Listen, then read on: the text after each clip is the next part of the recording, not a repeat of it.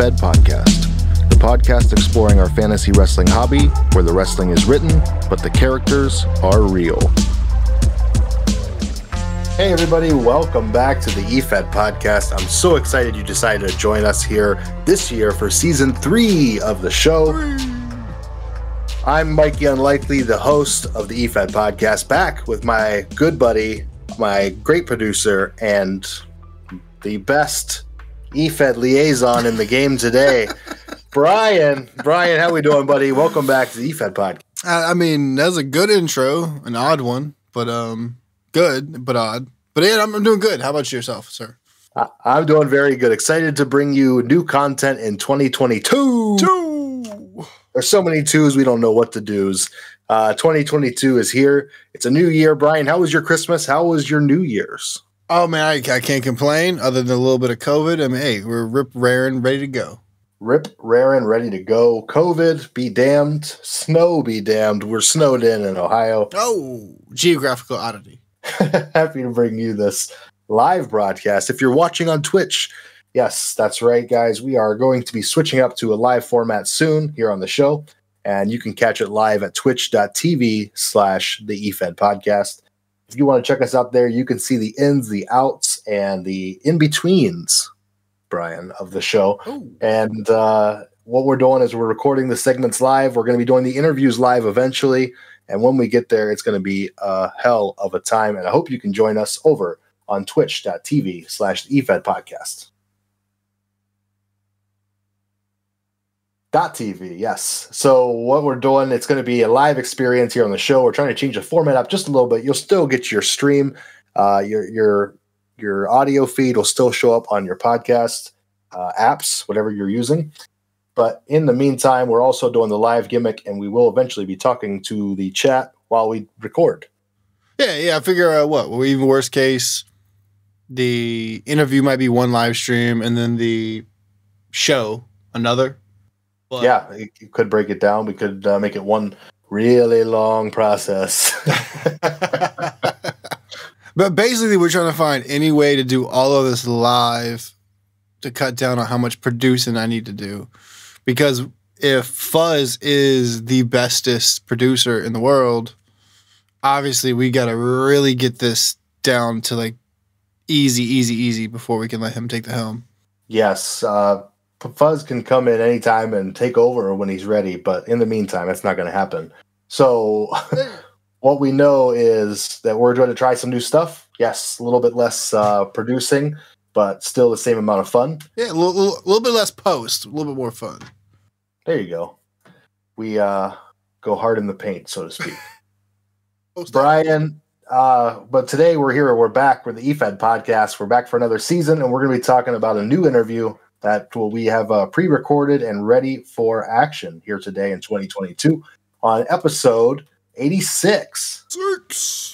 We've come a long way, and I am very excited to bring you the third year of the Efed podcast. We're over 2-year anniversary now, and this year we're going to start off with someone who is a lot of fun. We're going to start off with Gregg Gethard, Brian. Oh. The financial guru. He is a comedian as well as an Efeder here, and he is the former handler behind Troy Windham, Tsunami, Wildstar, JJ DeVille, and more. He is handled in feds like the CSWA, New Frontier Wrestling, Empire Pro, and a bunch of prodigy feds before that. And Defiance Wrestling. .com. So we're going to be talking to Gregg on the show here on episode 86, and we're excited to do it. He's a great interview and a fun guy to talk to. If you haven't met Gregg, and he's back in the game, so check him out. But yes, Gregg's going to be on the show today, and guys, I'm just happy to be back and doing some fun stuff and talking to him, talking to you, Brian. It's a new year. It's a new me. Who's this? Who this? Who this? Who dat? Hey, who day? Talk about my Bengals. Let's go. All right. Go football, right, Brian? Go foosball. It's for the devil. Oh, there you go. So, guys, episode 86, we're going to cut right in. We're changing the format up, and so in the meantime, we're just bringing you interviews for the next 3 episodes, and then we're going live. So here we go. This is the interview with Gregg Gethard. But before we get there, let's hit on our sponsors real quick, Brian. Oh, got to. Our sponsors for today's show, of course, we just mentioned it. It's where you can catch Gregg Gethard today in the flesh as the handler, I believe, of Troy Windham again. Yes, yep. Troy Windham over at DefianceWrestling.com.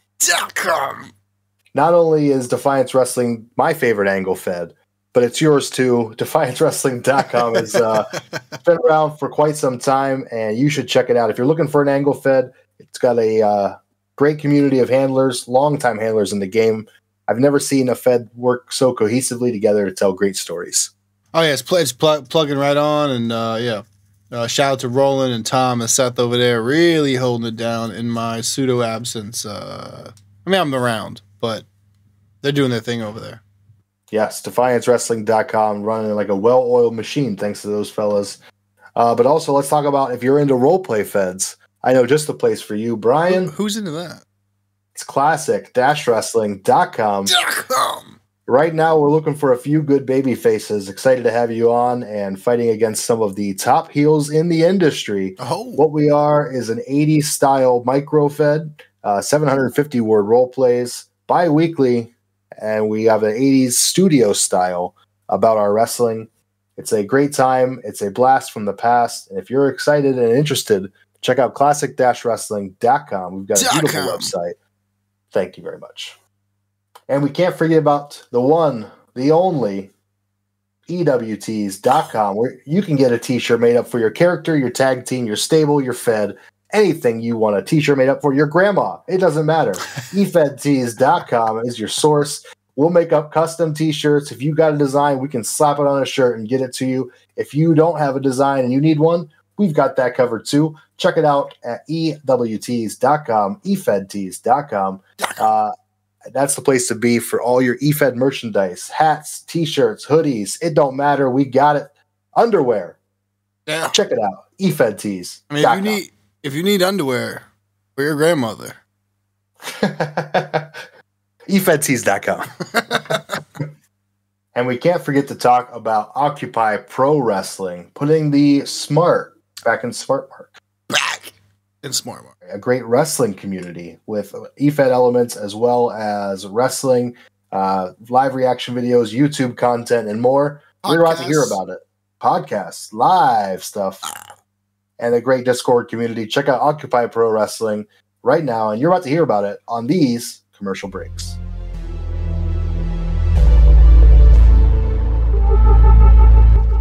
The EFed podcast is a totally free podcast that drops each and every single week for your e-wrestling ears on a multitude of apps.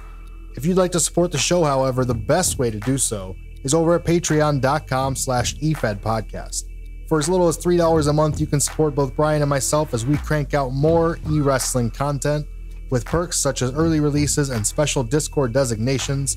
And if that's not enough EW action for you, jump up to the $10 a month tier and you can get a free EWTees t-shirt design, early and ad-free editions of the show, as well as access to our monthly Q&As, bad graps, and more.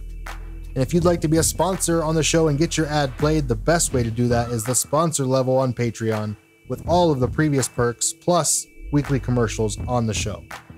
Check it out over at patreon.com/EFed podcast. We greatly appreciate your consideration.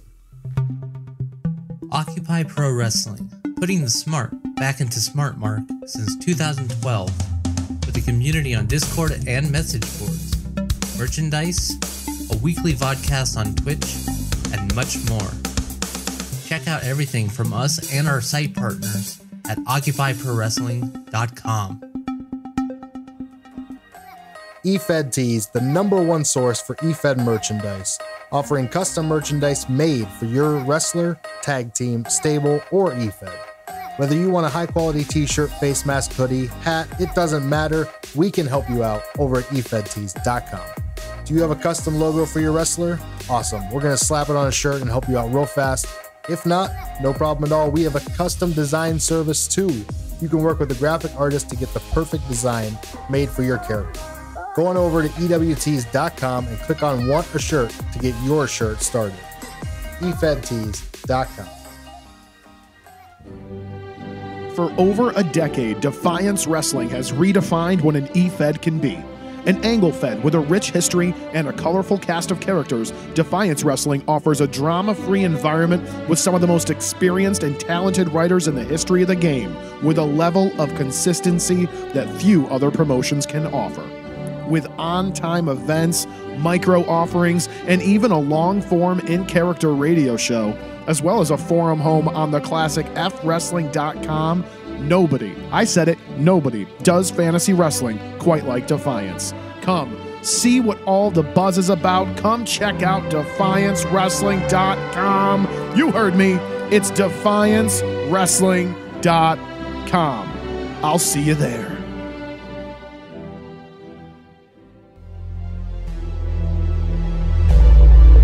Hey everybody, welcome back to another edition of the EFED podcast interview series. Excited to bring it to you. We've got a fun guest today. On the show is Gregg. You may know him as the financial guru, Gregg Gethard, the handler of Troy Windham, Wildstar, and Tsunami, JJ DeVille, and many more. He handled in places like the CSWA, New Frontier Wrestling, Empire Pro, and many of the Prodigy Feds.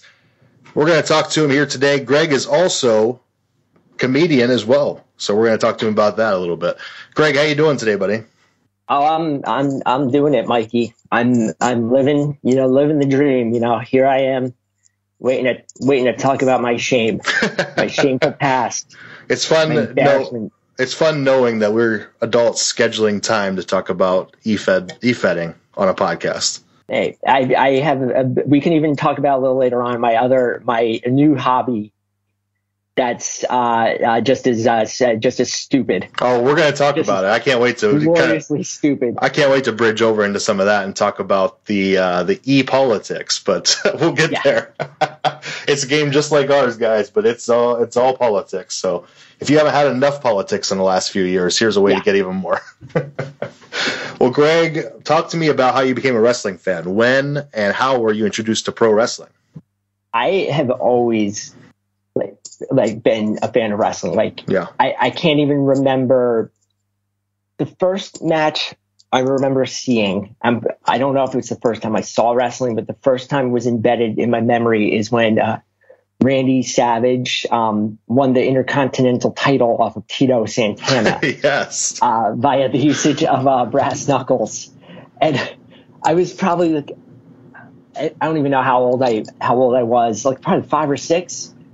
And when I saw that, I even remember my reaction to that was at first thinking outraged that a man could win a match by a brass knuckles after ref chicanery, ref not being in the right place. And then I just I think I got picked up that there was some I think I picked up that I don't remember having the whole Santa Claus is real moment with wrestling. Yeah, I think I just kind of picked up right away. Maybe it was just something was off with that. Yes. Because you didn't see that in real sports, and it was or anything like that. And I just remember thinking that was awesome. If someone cheated in real sports, they would stop the game, they would suspend them or eject them or do something. It meant somebody hit Tom Brady in the face when the ref wasn't looking with brass knuckles. They'd be kicked out of the league. Yeah. In a championship level event, it would be the AFC championship game, because they wouldn't be the Super Bowl, right? It's not the world title. But it'd be something like that. It'd be a conference finals game if somebody, LeBron James got knocked knocked out in the face with brass knuckles. Yeah. Yeah, amazing. Yeah. I remember seeing that and thinking it was the greatest thing of my life, and it was the number one thing I love the most I loved real sports too. Any kind of real sport and everything. But I loved wrestling at the top of my list of just such a great thing. And then one of the things is being a kid of the 80s and right when we got cable, cable was still pretty new. Mm-hmm. And so I think it's just kind of and I lived outside of New York City. so you had like all like the New York over the air channels. So you had like a lot of like you had like all the WWF stuff, right? And you'd have like the shows everybody got, but every now and then, you know, Channel 9 in New York would have its like own show. That was kind of like a mini, kind of like Saturday Night's Main Event, but like a little different. Okay. Like it would just be, so it's kind of weird. But then you'd have, you know, like, I mean, I'm sure it was everyone had it, you know, and knowing a little bit about like the history of TV and media now, it's, you know, you had all these cable channels, like there's like Madison Square Garden network, or like even ESPN and all these channels. They just needed stuff to be on the air. Like they just needed content, and they did not have it. Right. Like, so wrestling was there. Like, so, you know, and then we had like TBS was like the super station, you know, you just, and it was like Atlanta Braves, Dukes of Hazzard, college football, and then NWA. Right. And then, you know, Madison Square Garden and a couple of the other channels had like World Class with the Von Erichs. And a couple other, you know, USWA with like Jerry Lawler would pop up and things like that. And then there'd be these weird kind of syndicated leagues would kind of like pop up at times and then disappear. But just always had some kind of wrestling on, like able to watch all the time. You had a lot of different options. Yeah. And even though I grew up outside of New York in WWF territory, and I think I'm not alone for saying this because like the casuals liked like Hulkamania, right? Oh, of course. WWF. And then they stopped liking wrestling when they became adults and functioning human beings and everything. And then people forever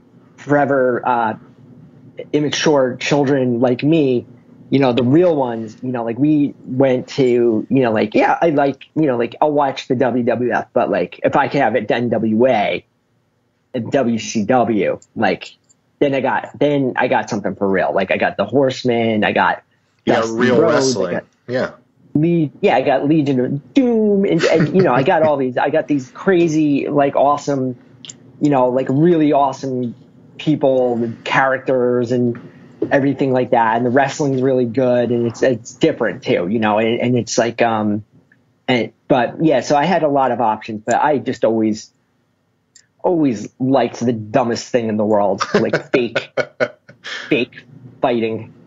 Men in bedazzled tiny pants. Yes, out there in their underwear grappling with other men. You gotta love that. Yeah, if to be a wrestling fan. So, Greg, give me some like your top 4 favorite wrestlers all time. Give me your Mount Rushmore.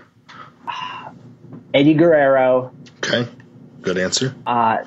He could do everything, any type of wrestling, like. He could do all like the tape nerd stuff, like all like lucha, all like the Japanese tape nerd stuff. WCW, he was great. He with his stuff when he debuted in ECW for the first time on American TV, like him versus Dean Malenko. Like they were like it was just like now every match is that match. Yeah. But like before that, like those matches like reinvented wrestling. They like stood out. Style of wrestling. Yeah. Right. Yeah, and now like every indie classic you've ever seen, it's like, yeah, I just saw like it's the same exact match as that. So and then he, you know, became a WWF main eventer, you know, but he's also like one of the best comedy wrestlers of all time too. Really, like, he could do really great. He could do everything. I gotta say Flair, but I don't want to be canceled. I'll probably be canceled culture because of everything that happened to him with the plane ride from hell. Bad timing is all. Yeah. Obviously, like Ric Flair, the actual human being, is a very problematic, horrible person. Yes. You know, and has a lot of issues and everything. But Ric Flair, the character, you know, and is one of the greatest characters, like, pop culture American history. Like I will go to the ground saying that he's broken through. Like he's a wrestler who broke through to mainstream. Like he's recognizable anywhere you go. You hear in NBA arenas, woo, like all the time. The Nature Boy. Yeah, Nature Boy. It's great. And you know, and it's just such a great archetype of like and you know, like even though I wasn't exposed to him first, but like the evil, rich playboy jet set is why is the ultimate in wrestling entertainment for me. Yeah. Is that. Those two, and then kind of maybe more, I gotta go somebody like let me see who else, man. Man, I should have prepped on that question. I should have done some more prep work with that question. In terms of like attitude era, you know what? Because I won't just say wrestler. I'm going to say performers. Okay. Oh, sure. And I think the one performer who we do not revere enough as wrestling nerds is the Mr. McMahon character. Yep. I knew you were going that way as soon as you said character. Yeah. Yeah. The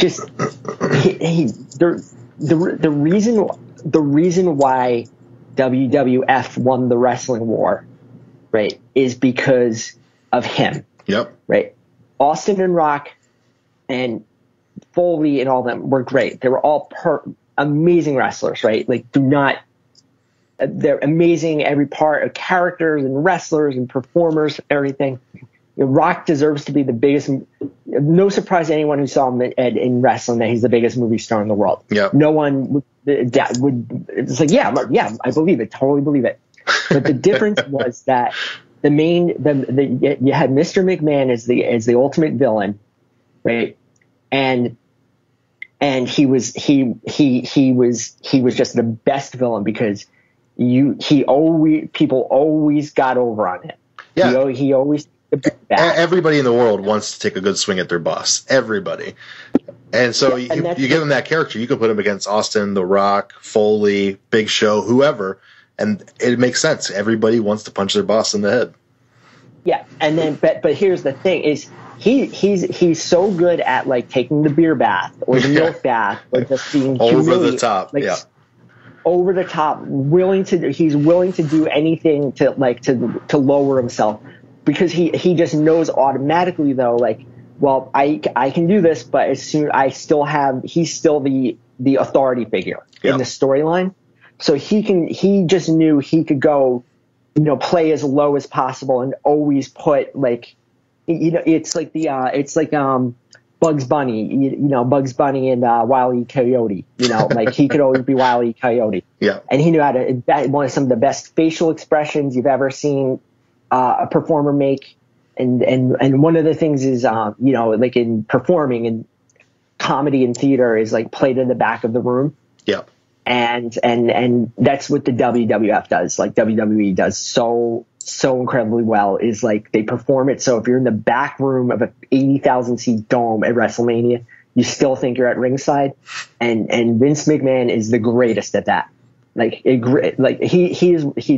WCW did not have anyone nearly as Eric Bischoff, nowhere near as good as him. No, like just amazing hero, just an amazing villain for American culture. You just think about Mr. McMahon, and you can picture so many different times and so many different facial expressions where he got one upped or when he thought he was going to get one over on somebody.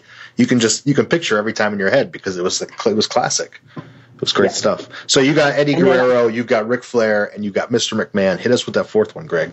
All right, so my fourth one, now that I'm thinking of it through, here's a little bit of a curveball that I'm going to put on my list. But my favorite performer of the past few years, I think, is Bayley.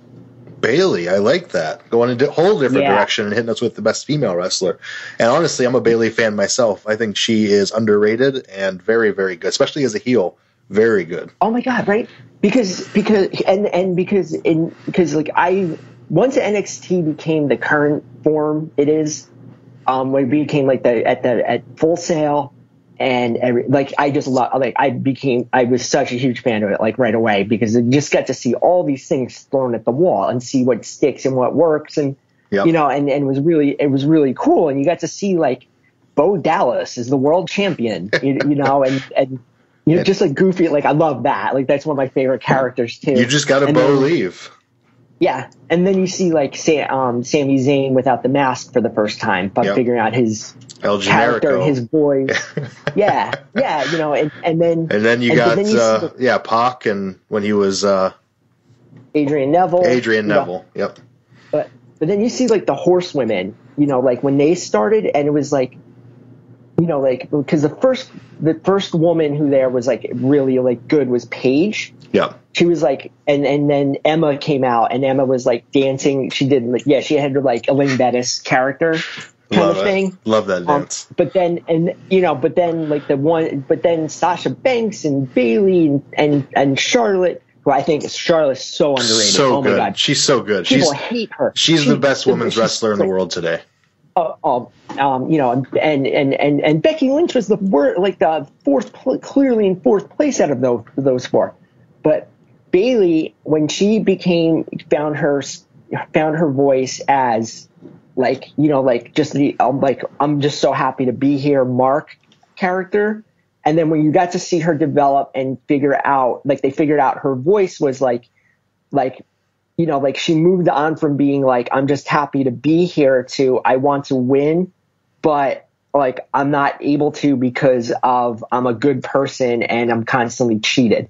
But I have to stick to my morals. I have to be, you know, like she's the proxy for the fans. There's Izzy at ringside, you know, like her super fan, and she's got to be like the moral, like she can't be the one to swing the first punch. Yeah. Right. And things like that.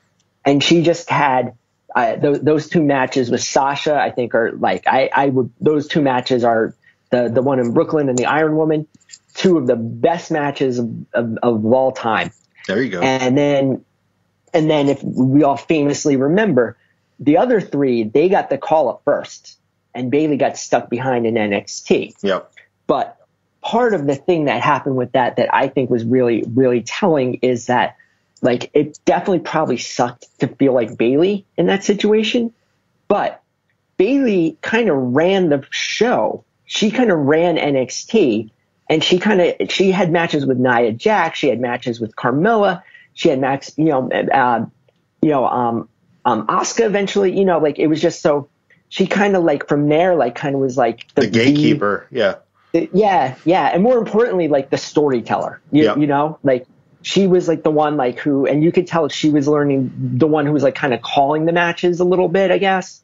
And she figured out, but then her heel turn, you know, like her stuff with Sasha Banks is like, I was like, I can't believe she's this good a heel, but then I'm like, but it makes sense because she's that great a face.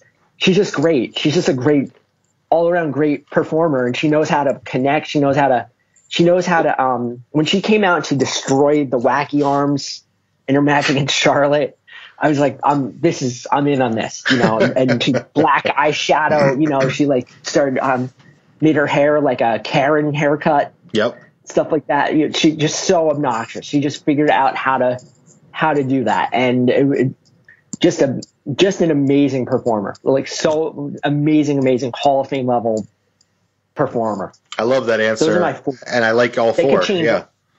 They could change tomorrow, but you know, I'll go with those four for now. Well, let's talk about EWrestling. How did you find this weird, wild world of EWrestling? So, this is how I found it, right? So there was the thing, I'm sure you probably talked to a few like old heads like Pete and probably a few other people. And I first found it in our middle school library. It was a thing called Prodigy.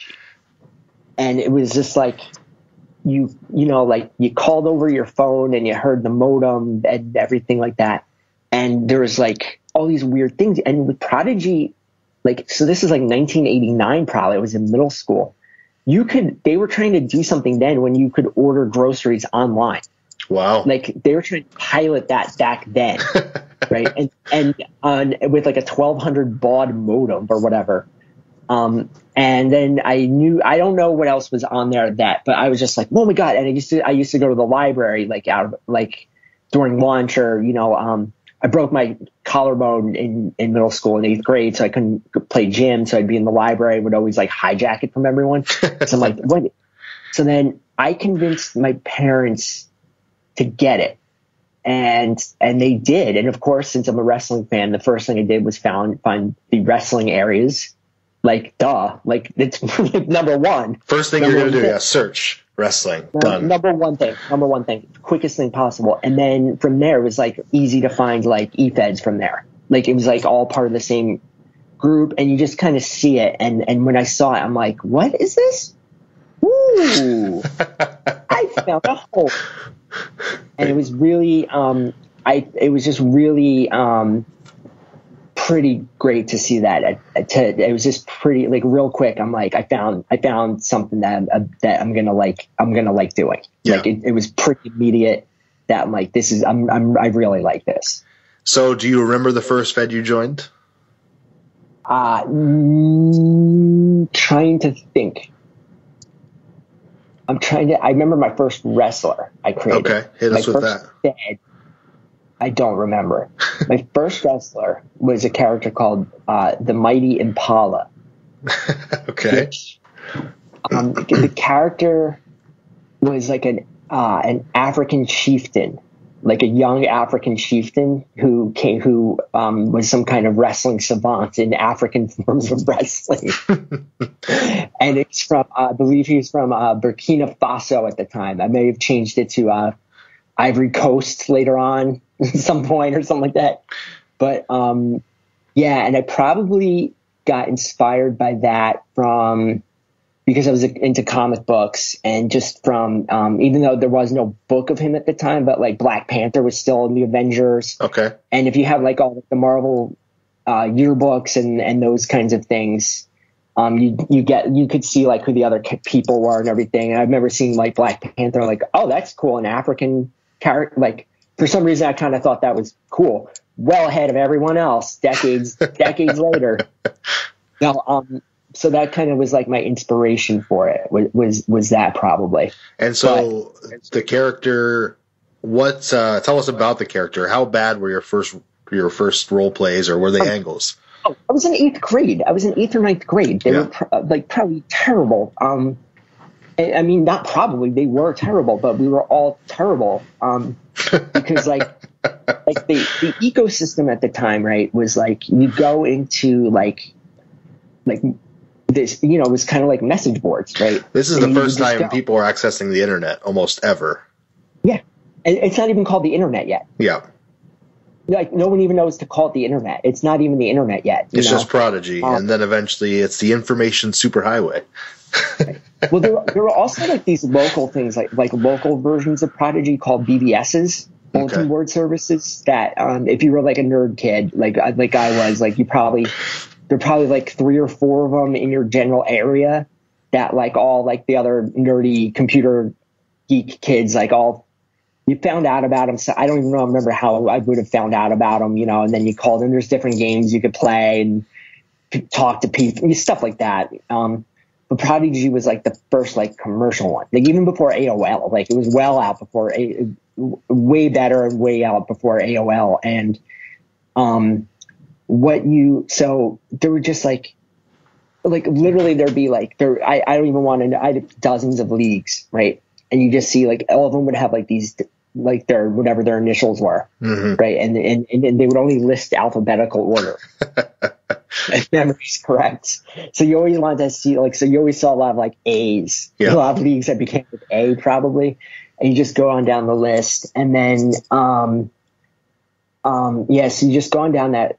So then you would just join like every league, and every league had the same application, kind of similar now. Right? Same exact thing. Some leagues would have like a move list that you could choose from. Some of them, you'd have like, here's 100 points, and like each move. Cause there was like in the back of Pro Wrestling Illustrated, and all of them was like these like play at home games they had at the time. Yeah. That I guess were, and they made it kind of like D&D, where you couldn't just have like 1,000 moves at one, like you had to have, some kind of limits as to what you could do. But they're all kind of like all the same application, nothing different. Everyone was in the same league. Like I think Brunk talked about this on his episode. Yeah. So he was probably started after. I don't remember him from then at all. But he said he was on it. But there were just that many leagues where you didn't know a lot of people. And there wasn't the people weren't as apt to just be like, hey, I'm this guy. Here's my real name. Well, no, everyone knew each other's real names. Oh, back then, yeah. Because like you had your ID number, like whatever your ID number was, it had your name next to it. Oh, so okay. Everyone knew each other's names. Yeah, like there was no hiding it. Yeah. I can't believe there wasn't that. There probably were 20,000 pedophiles on that thing. But yeah. So, but then you kind of like from there you'd settle into like your clique more or less, with just the different people you hit it off better with, like, because there'd always be like, like out of conversation chat, and then there'd be like there was it was called email even, like you could message each other privately and things like that, and and so you just kind of got to know, and then there were a couple fights where like different leagues broke out into like their own. There'd be like super leagues with like.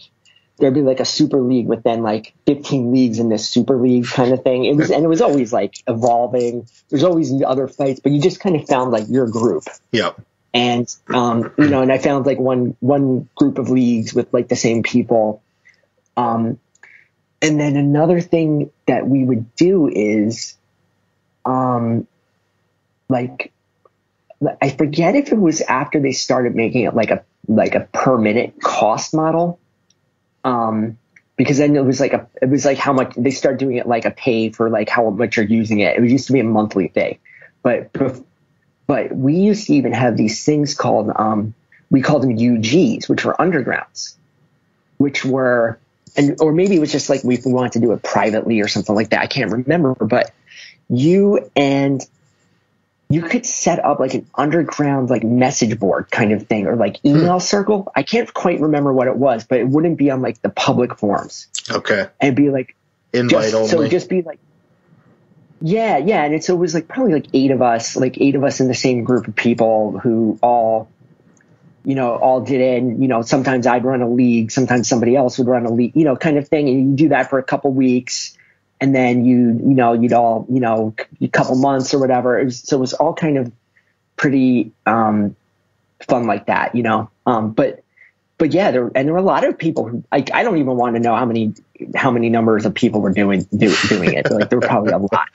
But yeah, you wouldn't know some of the people. And then there were like the leagues where you had to be like a actual wrestler. And, the real wrestler leagues.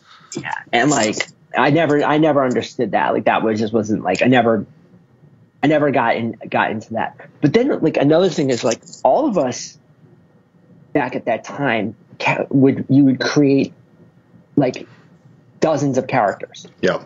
Right. Cause now it's so different because people usually just have like a character. Right. Now you want to build a reputation for a character, as back then you just wanted to play as much as you could.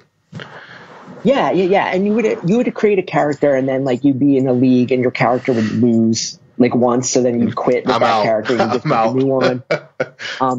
But then you would figure out, but you kind of just like so then like my first like quote unquote big character who I had any success with was Pestilence. Okay. And I misspelled it for years by accident with 2 L's and not one. And he was also known as Pesty. And then like the big currency in our versions of Efeds was like winning a title, because like, and I know that's kind of like the prize, like most of us are like, who cares at this point, but because then you could just be like, I'm the champion, and then you go out against someone, you go against this guy, Travis was his name, and his big character was the Earl of Doom, and the Earl of Doom would be like, well, you've won one title in your career, I've won 48. And that was just like essentially what like the different, that's exactly like how you rolled, like that was it. That was it. I've been to this Fed, I've been all around the world, and I've won all these championships. Yeah. I'm a 17-time world champion. Yeah. And then you'd see things like you'd form alliances, like you'd form alliances, and then you'd see oh, they're coming out to save, Chris Wink. And then like, who's coming out? And then there'd just be a list of like 47 people in this alliance. There's like no quality control at all. Nothing. They all hit the ring. They can't fit in the ring, but they tried. Yeah. But one of my favorite stories with like a favorite Efed stories is, so I had Pestilence, who was my first character who got like traction, and he was kind of like an Undertaker, dark, kind of thing. English. I think he was English, and he was like from the streets of Liverpool. I think everybody in Efeding is a one-time handled an Undertaker-like character. Oh yeah. So he won a title or had some big match, and then he got sneak attacked by an unknown masked person who beat him to a bloody pulp, and then took off his mask and revealed himself to be Famine, his brother, who was handled by my brother. Nice. And I did not know my brother. My brother did not tell me he made this character. So it was like actual brother versus brother in two ways. It was Kane and Undertaker, literally and figuratively. Yeah. But we did this in like 1989 or 90 or 91, whenever. Absolutely. And because I remember when I was I was in college or whatever when like when Kane debuted in the Hell in the Cell match. And I remember, like, I called my brother because I knew he was watching it. He was either in college or still in high school or whatever. I was like, "Did you see that?" He's like, "It's Pam. They stole our idea. They stole our idea." That's my favorite myth in e-wrestling. I love when people say they took our thing and they made it real. Yeah, and it's like, I mean, I highly doubt that's the case. I would not be surprised if sometimes. Oh, the writers. I got nothing. So let me see what's going on online. Or even you think like some indie level wrestlers, right? Who grew up Efed, who like or like on the fringe of it, or like know about it, would just kind of maybe check it out for laughs and just kind of like see like, oh, this is actually kind of a cool line here or there, like I would kind of like this, idea, kind of thing. Like I could see that being a thing, but I think it's kind of goes to show that like stories are stories no matter what, like, and like the Kane and Undertaker story they could still do it today in the WWF. And I think it's just kind of like, like brother, one brother with and another brother with a mysterious past is always just going to be a good like soap opera trope, like a good horror movie trope kind of thing, Two brothers and you don't know the history, and now we're going to uncover it. Yeah, right. And it's like, that's not what me and my brother were thinking at the time, obviously, but like that's what we ended up, doing and everything. It was so. I still remember the first title I won though was like, it was in this league, NGEN. Okay. And the title was with Pestilence I won. It was the Mr. Vicious title. Oh, Mr. Vicious. Their form of the hardcore title. It sounds like the sash and everything. You're Mr. Vicious, 1989. right. Such an amazingly great. It was just for like there was like always in this. There was always like a lot of wrestlers who were like they'd be in bloody matches, like ridiculous violence. Yeah. So it would always be like stuff like that, like brawlers, and since we're all like hardcore fans, we all like, it was all like Bruiser Brody type of people, or like they're all knockoffs. Yeah.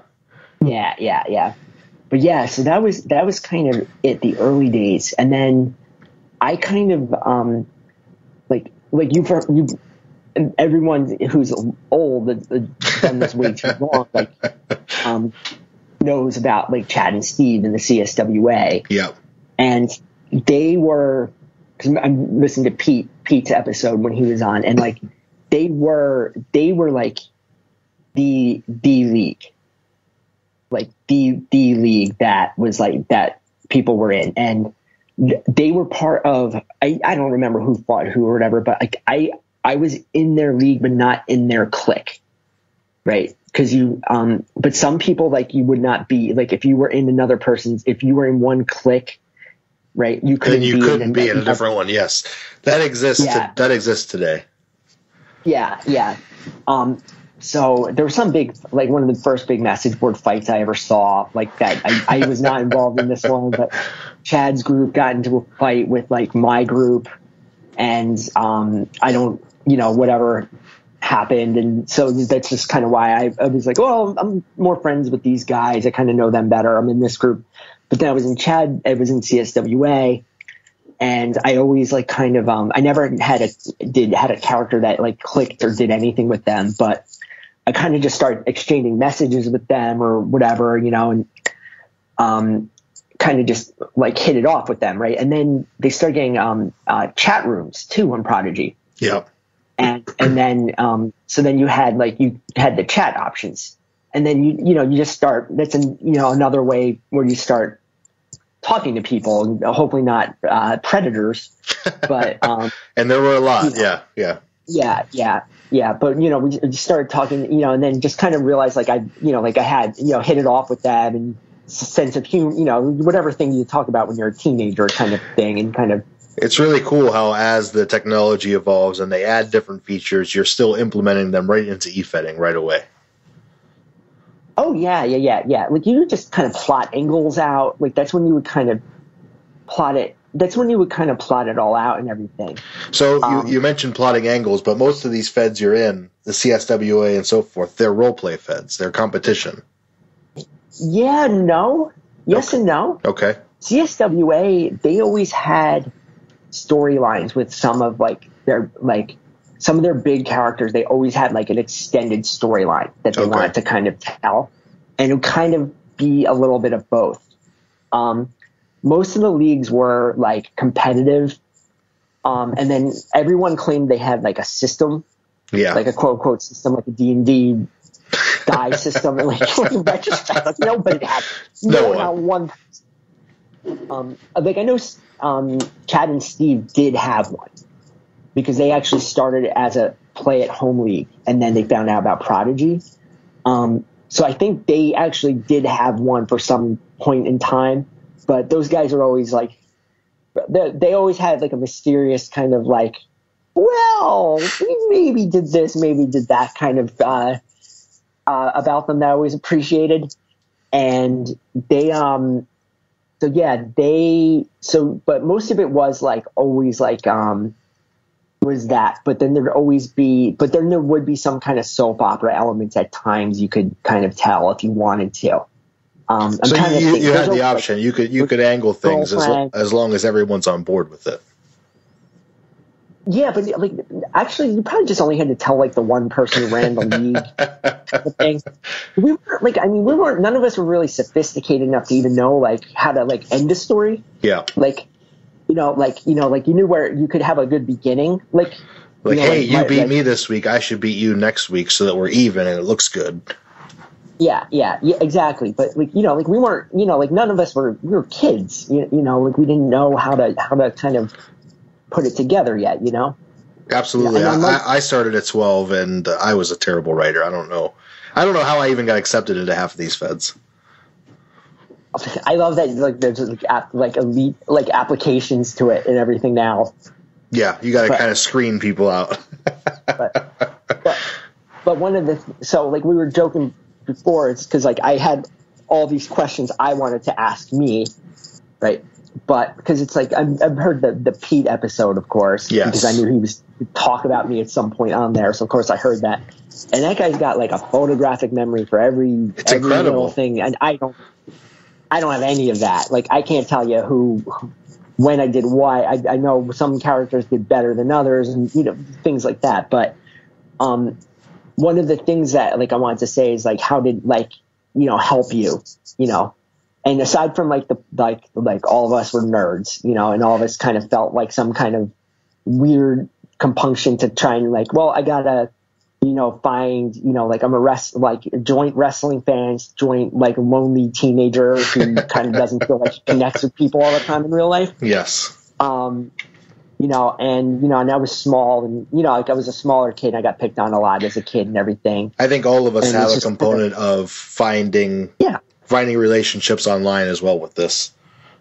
Yeah, yeah, and you know, and it's like I wasn't even like you know, like I was like I wasn't like cool or anything in high school. I had like friends, like I had plenty of people I hung out with and everything, but it was always good to kind of have a place where like people didn't know you.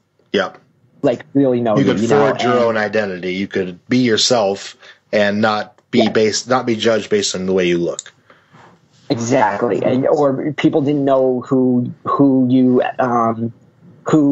asked out in front, you know, who you asked out, who said no, yes. You know, or who beat you up in 5th grade, you know, that kind of stuff, you know, like nobody. So, but one thing that I always gravitated. Watch your mic on your shirt. It's picking up a lot of feedback. Oh, edit that out. Make sure you edit that out. Is it okay now? Yeah, just try to keep it either hanging or just off your shirt a little bit. I know it's terrible, but right, okay. That's the problem with those headphone ones. No problem. No, but I always was like gravitated towards like writing. You know, like even before EFEDs, like I always liked writing based creative writing projects. Yeah, and then in high school, I was like really horrible student in high school. I got really bad grades, and you know, but I always did well. Like I loved my journalism classes. Yep. Right, and I was like really in the newspaper, and then we had like an underground newspaper, like me and my friends, and it's kind of, and then I became I was a professional journalist for like 15 years probably. Nice. And now, you know, my creative writing is comedy stuff and everything. And it kind of all goes back to EFEDing. Like all of it does. It's like, I'm used to writing a lot by deadline. Yeah. And like, you just learn a discipline of writing to try and be like, you have to have your promos in by 12, like on Tuesday. And it's like trying to do that. And then once you get better with writing and everything, you know, it's probably like I learned in journalism, like how to kind of quote people and write in somebody else's voice. Yep. And then you actually kind of like learn, you know, become a little bit better, more sophisticated writer in EFEDing. And it kind of goes back and forth and up and down. And then, you know, you kind of learn more and more, like you kind of are able to kind of morph out from like, oh, like I'm just going to make this wrestling. I'm just going to make another version of this wrestler. And then you see someone in like a movie or like a TV show or kind of thing. And then you'd be like, that's a cool character I could use. Yep. You know, you're inspired by. Yeah. And you just kind of broaden your references like that way and kind of learn how to build stories, you know? And then it's like with my comedy stuff, it's just like all EFEDing is, like for me, you know, it's I just wrote scripts. Like it's just script writing. Yeah. I've just only written scripts for such a huge chunk of my life, and comedy, you know, like comedy, stand-up comedy and performance art and, you know, the type of comedy stuff I do is just reading a script. Right. I know it's just performing something I wrote and, you know, and everything. It's literally the same thing. It's cool that you can mend both your career and e-wrestling together. I got the same thing when I started working in an office for the first time, where I started turning in reports and different things, and my boss says, oh, you're a pretty good writer. Oh, here, handle this article or handle this thing. Yeah. And that's cool. That's a great experience. But at the same time, then you're burdened with, oh, that's the writer in the office. Yeah. That part can be... That can definitely hit you if you're, you know, and like I do public relations now, you know, yes. So I'm still writing a lot, but I'm still like the writer. Yep. And I'm like, oh, okay, no, like, sure, you know, kind of thing. Yeah, I guess I'll handle that. Yeah. But yeah, it is kind of crazy though, that it's like, it kind of is crazy that something really dumb sounding, like when you're a kid, could become this like, really give you a lot of life skills. It really does. Yeah. It really does. It's like a pretty crazy, fantastic hobby, you know, that and you have people constantly critiquing you or judging you and telling you where to get better at. And it's a writers group. And it's a group of writers helping writers. It's incredible. Yeah. And you have your own set universe, you know, like it's kind of like, it's kind of, it's fan fiction, you know, is what it is. It's fan fiction. Yeah, it is. But since it's your own world, you know, like it's who you make, your characters you make, and everything. And you have to learn a lot about like dialogue control. Yep.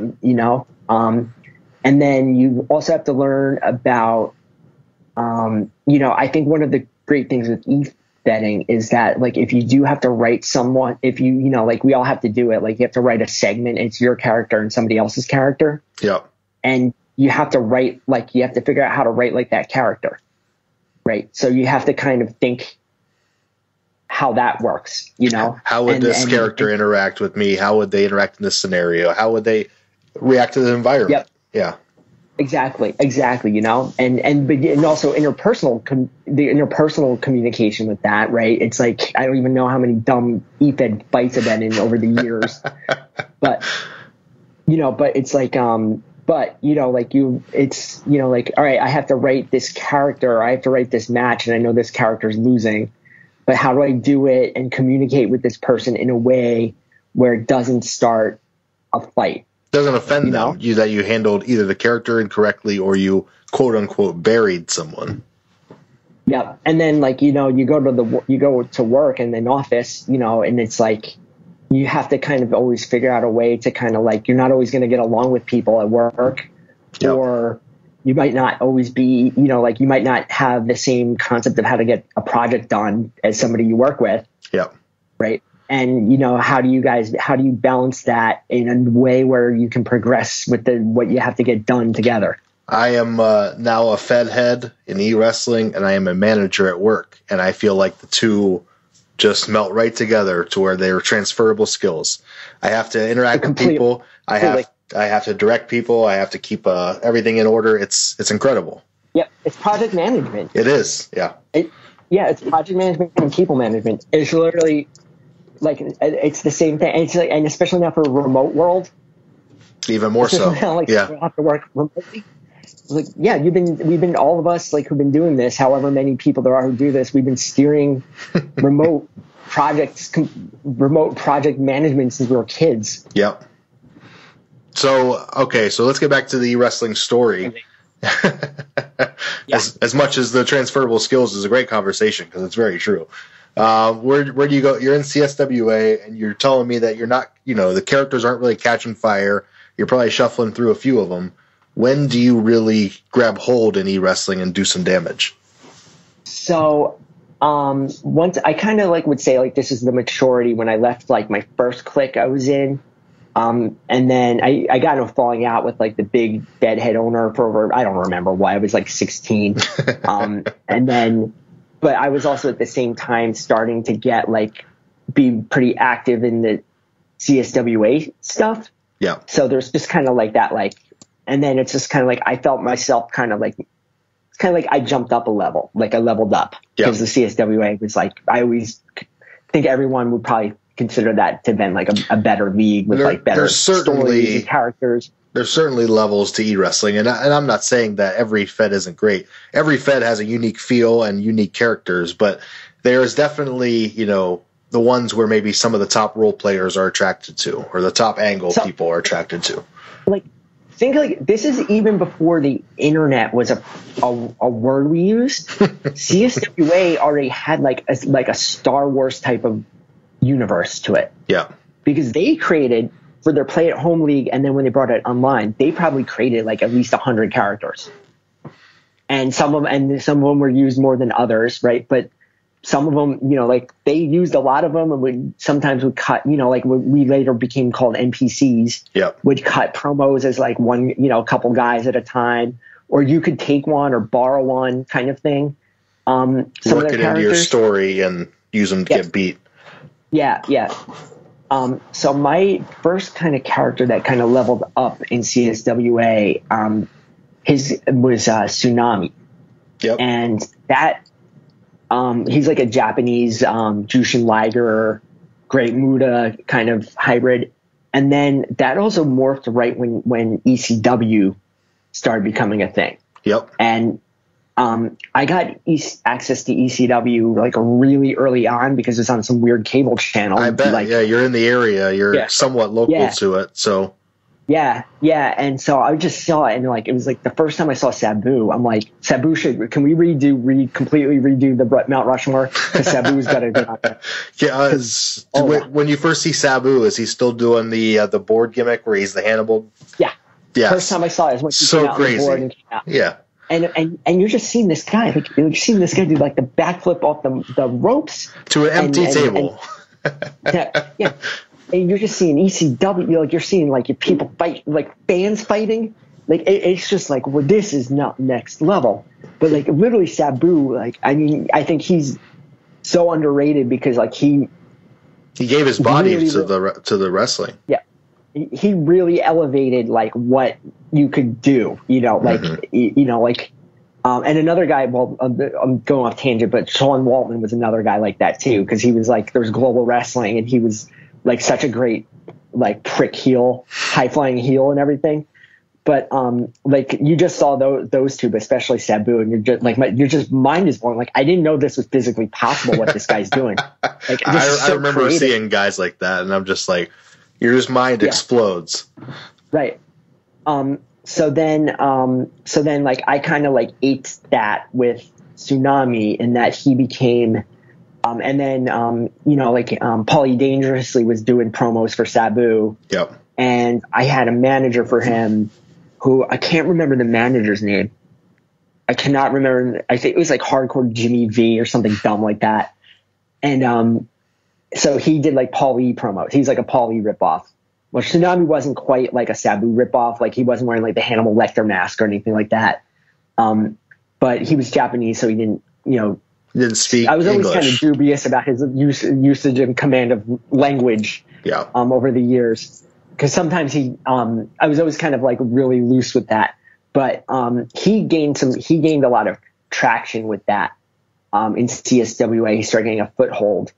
And then kind of like, I remember like the breakout moment is one of the questions about later on is like about character Mike Randalls, who there's one of the main characters put together by the guy John Katz, who's like an Efed legend too, who was in the CSWA world on Prodigy, and then him and my friend Jamar. Yeah, Jamar, former guest on the show. No, you don't know this Jamar. Oh, there's okay. Two Jamars. Sorry, different You don't Jamar. know this Jamar. No, there's two Jamars, but yeah, no, my friend Jamar. They co-ran a league that was like the last league I was in. So Katz's guy, Mike Randalls, was like kind of like an Undertaker meets Chris Benoit, kind of like dark side, but like technically proficient kind of thing. It's like what the Undertaker tried to become when he became the American Badass. Yeah. Well, suddenly he's doing UFC holds. Yeah, well, think of it more like if Chris Benoit had like goth kind of touches about him, I guess I would say. Okay.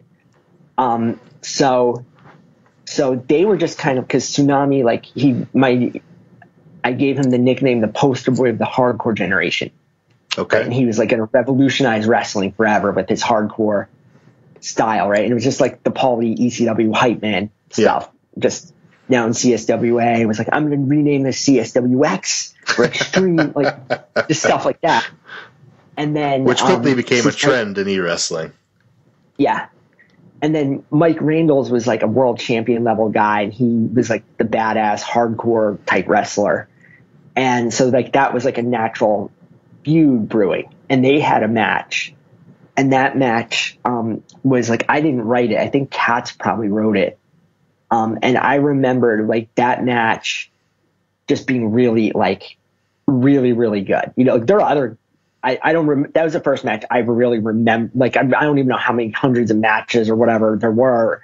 I remember that one really being like, for my, like one of my characters just being like, whoa, like this is, and Tsunami lost, but it was just like really like Katz, like, I don't know if he saw ECW or he just picked up on what it was like from reading about it, but it was like an ECW brawl. It fit your character. It fit both our characters, but he was good enough writer and a good enough match writer to make that work. And then it was one of those things where it was like such a good match that like your character levels up from that too. Just based, right? Not even based on winning or winning a title. You just level up based on having a great showing against one of the top guys. Yeah. You know, he was like one of the 2 or 3 top guys, you know, and then my character like leveled up and was like just like that rung below. And then they had my character, like he had a match against whoever the world champion was at the time. And then like, this will not surprise anyone in Efed, and that world champion flaked out and was nowhere to be found. So Tsunami got to become like a miracle world champion from there, just from that. But like CSWA, they could have always found a way to kind of like not give it to me, and then give it to somebody. But I earned their trust, and you know was writing matches for them by then, and so Tsunami won the title, and he was like 21, the youngest champ, you know, just all stuff like that. He only had it for like, I don't even think he had a successsual defense for it. The first time you went up, you probably lost. Yeah. It was like, I think there was like some kind of 5-man tournament kind of that round robin match against each other. That was like every match. But then that was a cool transition with CSWA because, you know, like a lot of people, like you'd see like your guy who's a world champion and he loses every match in this round robin series. And you could just be like, oh, my guy jobbed. He's done. Like F these guys, screw that. You know, like a lot of people have done that over the years. My thinking though was just like, no, like I wasn't like, you know, like I wasn't really built like that. And I was like, no, I really think like there's something like, I really like this character and I really like they gave me I was the world champion. Like, who cares? It's like, I can do a lot more with this. And since they had all these characters, there's one character that they had always in the periphery a lot, called Wildstar. Okay. And I always liked that name a lot. I thought it was a kind of badass, like high flying wrestling kind of name. And he was like kind of used by them sometimes, and other people borrowed him at times. And then he was free. Nobody was using him. So I was like, I want to take Wildstar and make them a tag team. Nice. And they were like, yeah, go for it. So their first name as a tag team was the Suicide Squadron. Okay. And it was just like, you know, like it was like Benoit and Malenko and ECW, or just kind of like that kind of the Radicals vibe. Yeah. Technically proficient, you know, high flying.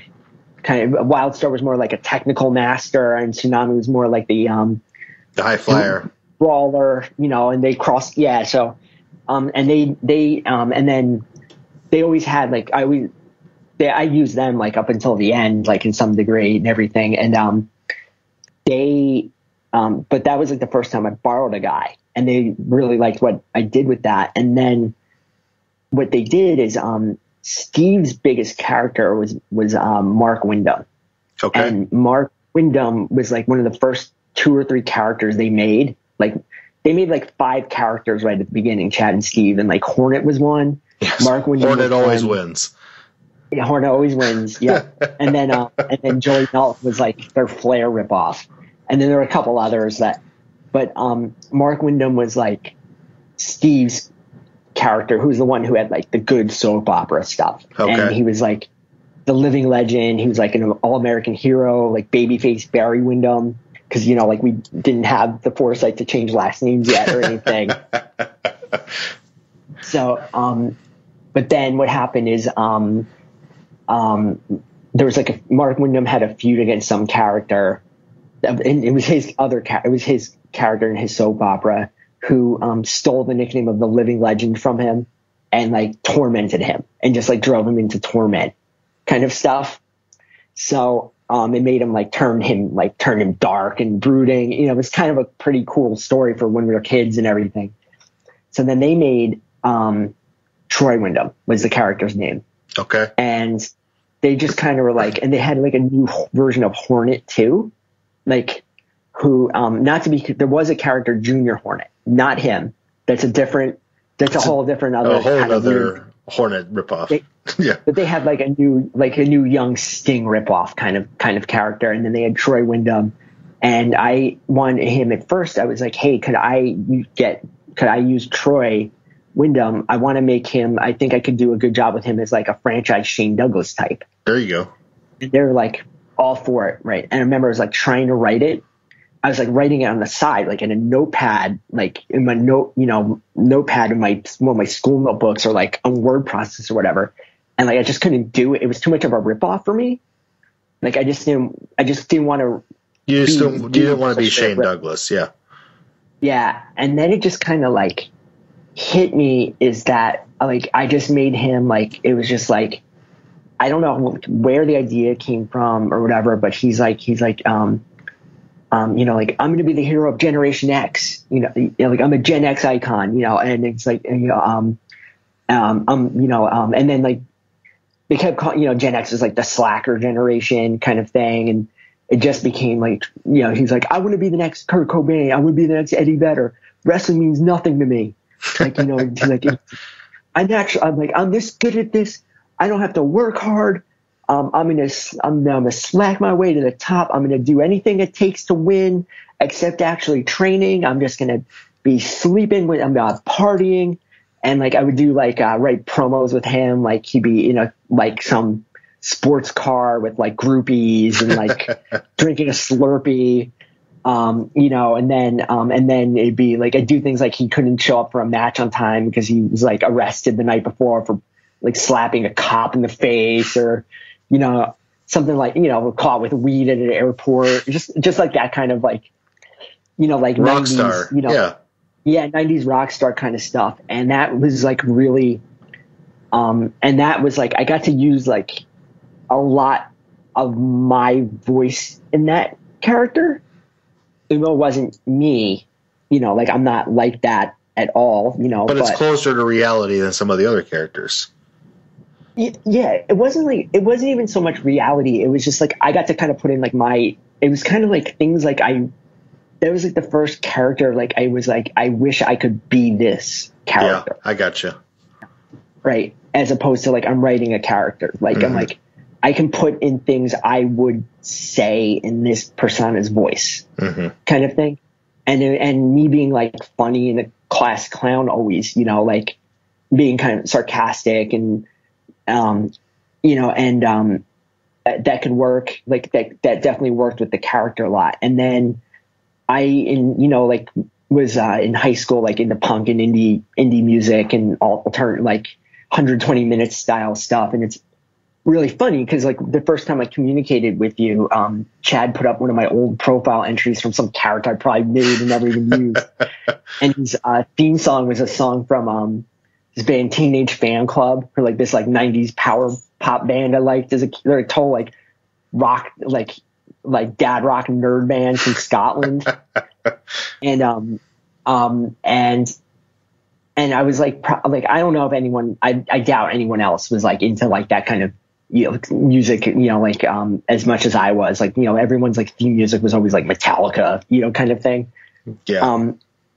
And then since like Troy was like cool, I could always like, I could have him name drop stuff like I like references I liked and like, I got, and he could be like, oh, I was partying with Quentin Tarantino's gonna put me in his new movie, and stuff like that. And like, it was like, yeah, you know what, that was me, MC. That was me who introduced the Lemonheads last night at Beacon Hall in New York. Yeah, that was me.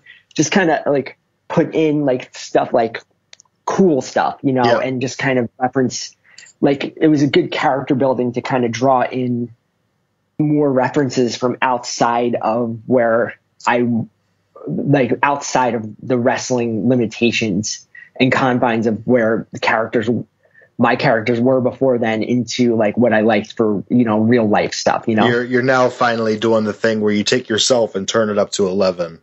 And you're now portraying almost the dream version of you. Yeah, in some ways, yeah. Like, I mean, yeah, definitely. I would say that. It wasn't like, like I definitely never wanted to be like a party boy or like anything like that. But it was like I got to, I wrote a character. Like, what wrestling fan doesn't want to be the heel? Yeah, Like, 100%. every one of us is a big wrestling fan. We want to be the bad guy more than the good guy. Like, Yeah. who wants, like, You want to be we the all jerk. You want to say the great lines. You want to get the fans going, ooh, just to get pinned at the end.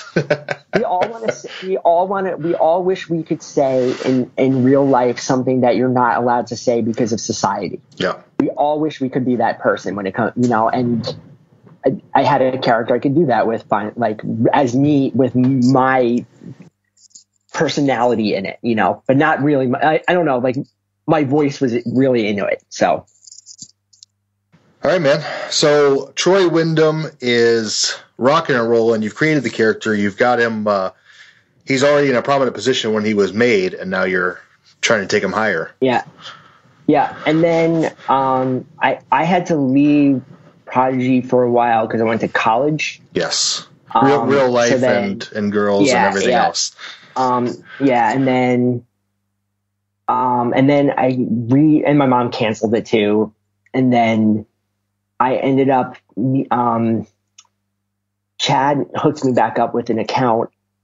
Like, he was able to get free accounts somehow. So I got one from him, and there was like some big fights were going on with people before then. And so there's like a big, like, civil war amongst the amount of people doing it. It slimmed down a lot by then too. Yeah. But there's like a big civil war brouhaha between people who've been doing it for a while. And then, and there was like the big kind of two people who were against, like, Chad and Steve. Was this guy, the handler's name was Kevin. His character's name was Guns, the strongest arms in the world. And then this other guy, Mike Stanton. His character was Doc Silver. Okay. And they had some issues with Chad. Like, I don't even know or remember anything like that. And those two guys were total jerks to me. Like, they were really, really, like, really awful. Like, they were just bullies, like, just jerks. And I didn't like them. I didn't know them even. I don't remember if I interacted with them before, like, my absence or not. If I did, I did, but I don't even think I knew who they were. And they were kind of just really, really, awful to me. And, so me trying to come back, and somebody had been using Troy Windham while I was gone, because I didn't even know if I'd ever come back or not. I didn't, and it was like they were in a tag team called the Gen Express, and then, which is a pretty great name, the Gen Express. But then Troy just became like this guy's like lackey, flunky, carried his bags, like, and just kind of like his secondary character.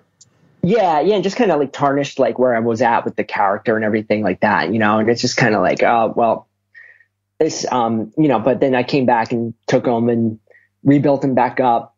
And Troy, what kind of happened is, since we're all still in each other's kind of leagues, whether we liked each other or not, my friend, so there's a league called UWA. Okay. Right? There's like, and the aforementioned Jamar that I mentioned, right? He was in a few different leagues as I was, right? And I liked his writing a lot. His writing was really good, like a lot better than everyone else's writing. There's also one thing that a lot of old heads do, and I have to do this, is who knows if this person knows how influential he was over a generation, over a whole hobby. But this guy's name was John Gilson on Prodigy. And I don't know if he was older than everyone else or what, but he was the best writer out of all of us, and it wasn't even close. He wrote everything, like, he was the first person to write things like a script. Okay. Before that, it was just words. Before that, it was just like, I'm just going to beat you up and hit you with my car. And then he was the first person to write, like he's a cue up, whatever this theme music was, right? And they'd be like, the camera fades into. He wrote like screen instructions, like camera instructions. Everything was like tight. You could picture everything. Yeah. And it was just like formatted. It was just like formatted well. Like it was like there's structure, and everything. So then he was just kind of like the person like I saw that, and I was like, all right, a lot of us tried to write like that, start writing like that.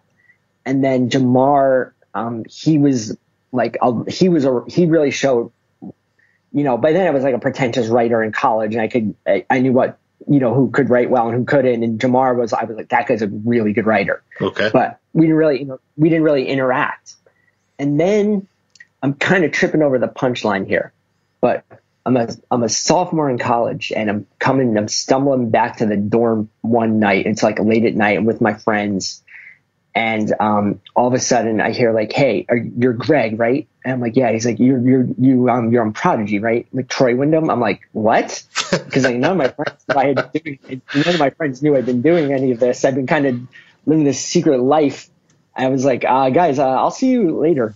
And then he's like, "I'm Jamar," and I was like, "Wait." Right. And I had known Jamar because he worked at my college, and he worked he worked, there's like security booth in the front of the dorms, and he'd check IDs and sign people in and stuff like that. And I knew he was a comic book artist because he was always like, he had a comic strip in the campus newspaper, and he was always like drawing things, like, I could see his sketchbook. He was like really serious about it. And he was always wearing like ECW shirt, or he had some other wrestling shirts. And I'd always try and talk to him, but he was so standoffish and just cranky. He was, and I'm like, I want to talk to you about ECW, man. And like, he was so and he's so standoffish. And then like, as soon as he told me that, and like, we just started talking about that, I was like, oh my God, like, you got to be kidding me. And like, we're still really, he came to my wedding. Like, we're still good friends. I saw him a couple months. He just gave me like a couple thousand Matchbox cars for my kid. Like he's a great guy. And he, so he ran a league at the same time too, because CSWA was always, throughout their history, notorious for like these huge gaps of time between cards and shows and moments and everything. So he ran a big league called UWA, and that was like an A+ league in terms of like how good he was at running it and how good he was at interweaving all the characters. And that was like another like level up moment for like Troy and also me, my character, because I was dealing with like these jerks, right? And these people were like other leagues I was in, like they're always like being able, like they were always like they were like these like, and it was when the NWO came out, so they're always trying to like do that kind of stuff and kind of just sabotaging. And then that was when you heard about like backstage rumors of sabotage. So they're always doing like that dumb stuff. And then Jamar was like friends with, he was like in leagues with those guys for a really long time and everything. But then I had a thing with Troy where the kind of the gimmick was that he like hijacked the league, where he didn't sign he kept coming out like he was going to sign a contract, and then he wouldn't until he was like, no, you got to pay me more money. And Troy's finisher is kind of like a reverse. It's like a snap reverse neckbreaker. It's kind of like a reverse RKO, okay, diamond cutter kind of thing. So he would just kind of like lay low, and he'd come out and do it to the commissioner, or something like that. Do it to like whoever was like the champ. Just disrupt things until they caved into his demands to become the highest paid professional wrestler of all time. So finally, like, we finished that, right? So that was like, somehow like I managed to like cut the line, kind of like I had like a huge like D character, but he wasn't actually wrestling yet. So it was kind of like that was like a really cool thing. And so I had like a lot of the big storylines in UWA with him. And so that was like kind of like a big breakout moment. And then the Civil War was still going on with the guy who played Guns. And even though the guy who played Guns and CSWA hated each other, Guns was still their world champion. And it was like these things where I can't even remember what he was, the world champion. He was so mad about something. Like he doesn't, like, oh no, you wrote something where I'm a character laid down while you gave a speech kind of thing. And it's like, nobody even would have even noticed it. Like, what are you talking about kind of thing? So, but they decided to, like, I guess as a way to kind of torment him, they made him the world champion, which is like really funny in retrospect. Yeah. Like, you know, it's like, all right, like, well, like you can throw away the title in another league if you want or whatever, but you're going to look like a baby. Like, you know, like they really like tied him to them. kind of thing, which is pretty. They were kind of evil geniuses like that. And then I came up with the match and the end of it. I can't remember exactly what it was, but it was essentially it was Troy against Guns for the world title, and then somehow I made it that Hornet had to end up as the guest referee somehow, like some chicanery, whatever thing I did. And Troy, and it's not like they didn't have an alliance. Like Troy hated Hornet, like they were enemies as well. So then Troy beat Guns for the world title and had Hornet have to raise his hands for the title. So it was just this whole like I'm the one who defeated your mortal enemy, you know, like this is my league now, you know, bow down to me kind of thing. So that was kind of like Troy's crowning, like that was like when he went from like, that was like, all right, like he's at the top. Now like, he's an A player. Yeah. Yeah. Yeah. Like he'd been an A player, but now it was like top, you know, like 3, like, I mean, I don't know. I can brag about this stuff like now, like who cares? Like, you know, but it's like, you know, top 1% all time character. And it was really funny. It was a great character too. It was like really a lot of fun. But I also still was doing like Tsunami Wildstar, and I actually had like a big run with Wildstar in a couple leagues. Oh yeah? Because yeah, I played him that Tsunami got hurt in a tag match, in some kind of match.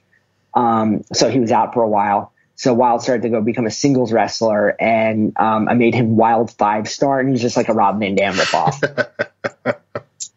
Like, so he would just be like, I'm the 5-star wrestler. But there's still kind of funny stuff with that too, because he'd be like, I'm from the 5-star city that never sleeps, Wilmington, Delaware. Just like kind of stuff like that. And then, and then Prodigy went away, and then we all trickled away, and then somehow we all found each other back later on, you know, with EWrestling.com, and kind of got back into it from there and everything. So yeah, that was kind of it. So you take a long break and you find EWrestling after this break, and what's it like just reconnecting with people after so long? We've been emailing, some of us, you know, okay. And so it had been, and then there was AOL Instant Messenger. Yes. So we all changer. We all like had contact with each other. So it wasn't like didn't talk to everyone obviously, but there was a lot of us who, you know, like we all were in touch, and we're all kind of trying to figuring it out. I probably took I don't remember the exact time frame. I probably took a little bit of a bigger break because I graduated from college and was trying to figure out, you know, life and career job stuff. Yeah. Career stuff and everything. But yeah, that was kind of it. And then Jamar and Katz started New Frontier Wrestling, but it wasn't on EWrestling.com. It was like their own like Yahoo group. Okay. And then they moved it to EWrestling.com. But a lot of us were in that league. That league like ran a long time, and that was a super fun league with a lot of cool different characters and stories over the years I did. And then CSWA, you know, it was really cool. Like that was a really cool, like it was really cool to see us transition from here we are, we did this as kids, and now we're not kids anymore. Yeah. So, but we're still doing this. And meanwhile, you've got new people trying to join all the time.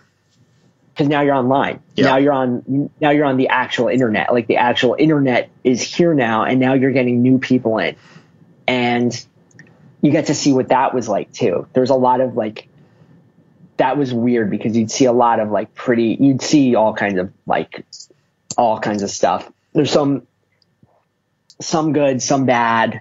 I think my favorite of the new characters is, I know Lindsay asked about him but I'll talk about him now, is this character Eddie Love, who was like, if 1970s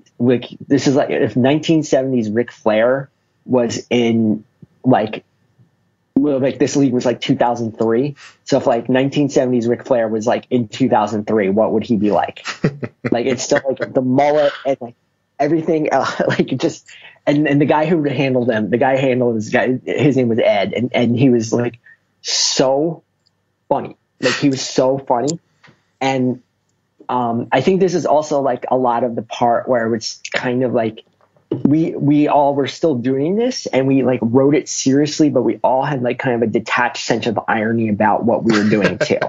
like everything was just kind of like had like a little bit of like a wink to it. Like, we know this is stupid, but we're, you know, but you know, you could be a little bit funnier with it, you know, and it was like, and then so what I was starting to do with Troy is like he'd name drop like all the TV shows he was in and be like, you know, would like be really bragging about like being, he's like, yeah, did you co-star with Mario Lopez in this?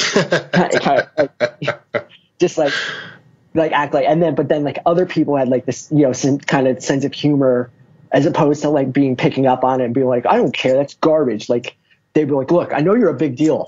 Like, you know, like they, you know, they play off into it. Yeah. So Eddie Love was like a lot like that too. And I would, you know, me and him played really well off each other. And I thought his character was so funny that like, without, and there was a lot of overlap because they both like chick magnets, and like Eddie Love and Troy Windham were both like chick magnets. So what I did was, I created a character, JJ DeVille, who was like Stevie Richards circa when he was Raven's lackey. Okay. It's like one of my all-time favorite characters. So I made him the original King of Cool, JJ DeVille. I had that name in my head for a while, and it's a combination of JJ Dillon, who's my favorite manager of all time, and CC DeVille from the band Poison. Okay.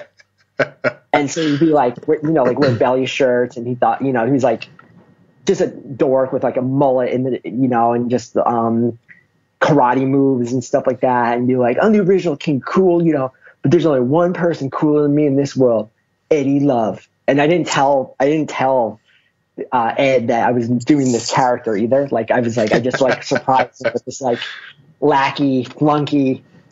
So it was really great to like just play that for a while, to have like a good lackey character, like who was just always like one of my favorite things with it is that Mike Randalls attacked Eddie Love after some match and then cut his hair because Eddie Love had a mullet, so of course, you know, he had to cut his hair. So JJ was in tears after the match, sweeping up the hair and collecting it and surgically repair it to try and have it surgically repaired after the match. That's just like awesome. all stuff like that. Yeah. So this is where I got to be like, have like a lot of kind of more my sense of humor in that and everything. You get to play someone really, who's not always fighting for the top spot. Now you get to have some fun and do something creative. I love mid-card. I love doing that stuff so much more, you know, like I much rather would do that. Like you just have so many more fun characters you can do. Did anyone tell you about Power Master? I don't think so. That was one of my favorite things I've done in Efeding is, it was in New Frontier Wrestling, was still in like not on EWrestling. I don't think, maybe it was, I don't remember for sure, but I created like a whole new name, like new email address, like dummy email account, dummy name, a dummy AOL handle. And, I created like a character, Power Master, who's like Ultimate Warrior. Like, just like describe them as like, and be like, the aggro intensity churns through these veins, but for cruelty we shall reverse the earth's axis around the core of mankind. And my brother was in on it too. My brother was like, we were always reenacting, like we were like performing it back and forth, like this ridiculous stuff back and forth to each other. And then he always went, I'm having just snapping to a Metrex power bar, see how much of you Power Master you can generate. So, and I just did like responding, like there'd be people like battling back and forth, and I would just like respond to it, just like interject myself. Just insert yourself into their conversation. Yeah. Meanwhile, I was talking to people as like under a new name, like trying to create a backstory for his handler at the same time. Like, oh yeah, I live in Providence, Rhode Island. And then finally, like I just gave up, or somebody caught me, like figured out it was me or something like that. But it was like really well written. Like I really got really into really writing like really well written RPs of terrible characters, like of a character who is bad, but just like a good version, well written version of like a shitty character. It's fun when you can explore your creativity and not worry about wins and losses. Yeah, I stopped caring. All right, can I settle a score? Let's settle scores in this. Yeah, sure. Let's settle a score. All right, because I want to clear up some things that Mr. Pete brought up. This is the Pete section of the show. Yeah, no, because that was my last EFED experience, and I felt really awful about it. It felt bad that's how it ended for when I left, and how a lot of us ended, and I just was like, it's a fun hobby with a lot of cool people, and now we're all kind of like not into it anymore. And it's because of like the interpersonal stuff. And I felt bad because like I definitely wasn't involved in a lot of it. And it's like, like me and Pete talked it out recently. And it's like, if we just knew to communicate better, we would have worked it out then. Yeah. Yeah. And it was like, and then it's just kind of like, yeah, like what if we communicated it better? Like I probably just wouldn't have done this story with you. Like, because you would have seen in the beginning, you're not on the same page. Yeah, because the story is that Troy's greatest rival that I wrote over years was Eli Flair, because they had started their feud in CSWA, and Troy had thrown Ivy into a table or something like that, and then Pete disappeared for whatever, didn't have Prodigy anymore, whatever kind of thing, and then he resurfaced and they rekindled their blood feud that I honestly barely remembered. Like I was like, not trying to be snobby, but like I just didn't remember it because it was like, it's like, but I'm like, oh yeah, no, that rings a bell. Why not? We'll run with that. So then they had like a huge feud in CSWA, and he poo-pooed this thing in CSWA when they did this thing called when Eli Randalls and Hornet joined together in like an NWO group called the Cleanstakers. It was great. It was so much fun. It was such a great flip because their biggest rivals was Troy's always been a heel. He became a face for that. And then I made him Mr. CSWA. Like, this is my home. I'm the defender here. Like he was doing like a Von Erich kind of thing. And Eddie Love was with him. So like, and him and Eddie Love were like, they were their stable name was the Playboys. So it was them, and they'd always have to try and recruit a third person, so there's always kind of really cool stories with that you got to do. I wrote some of the best matches I've ever written. Some best stuff I've ever written was in that thing. And Troy and Eli had two matches that were like, they had three matches that were like, everyone said at the time, like those are the three matches of the year in the CSWA. Three of them. Like one was a tag match, an Iron Man tag match, my favorite format of match to write. I can get into that a whole other episode. And then they had a Hell in the Cell match with like whatever we called it, Hell in the Cell.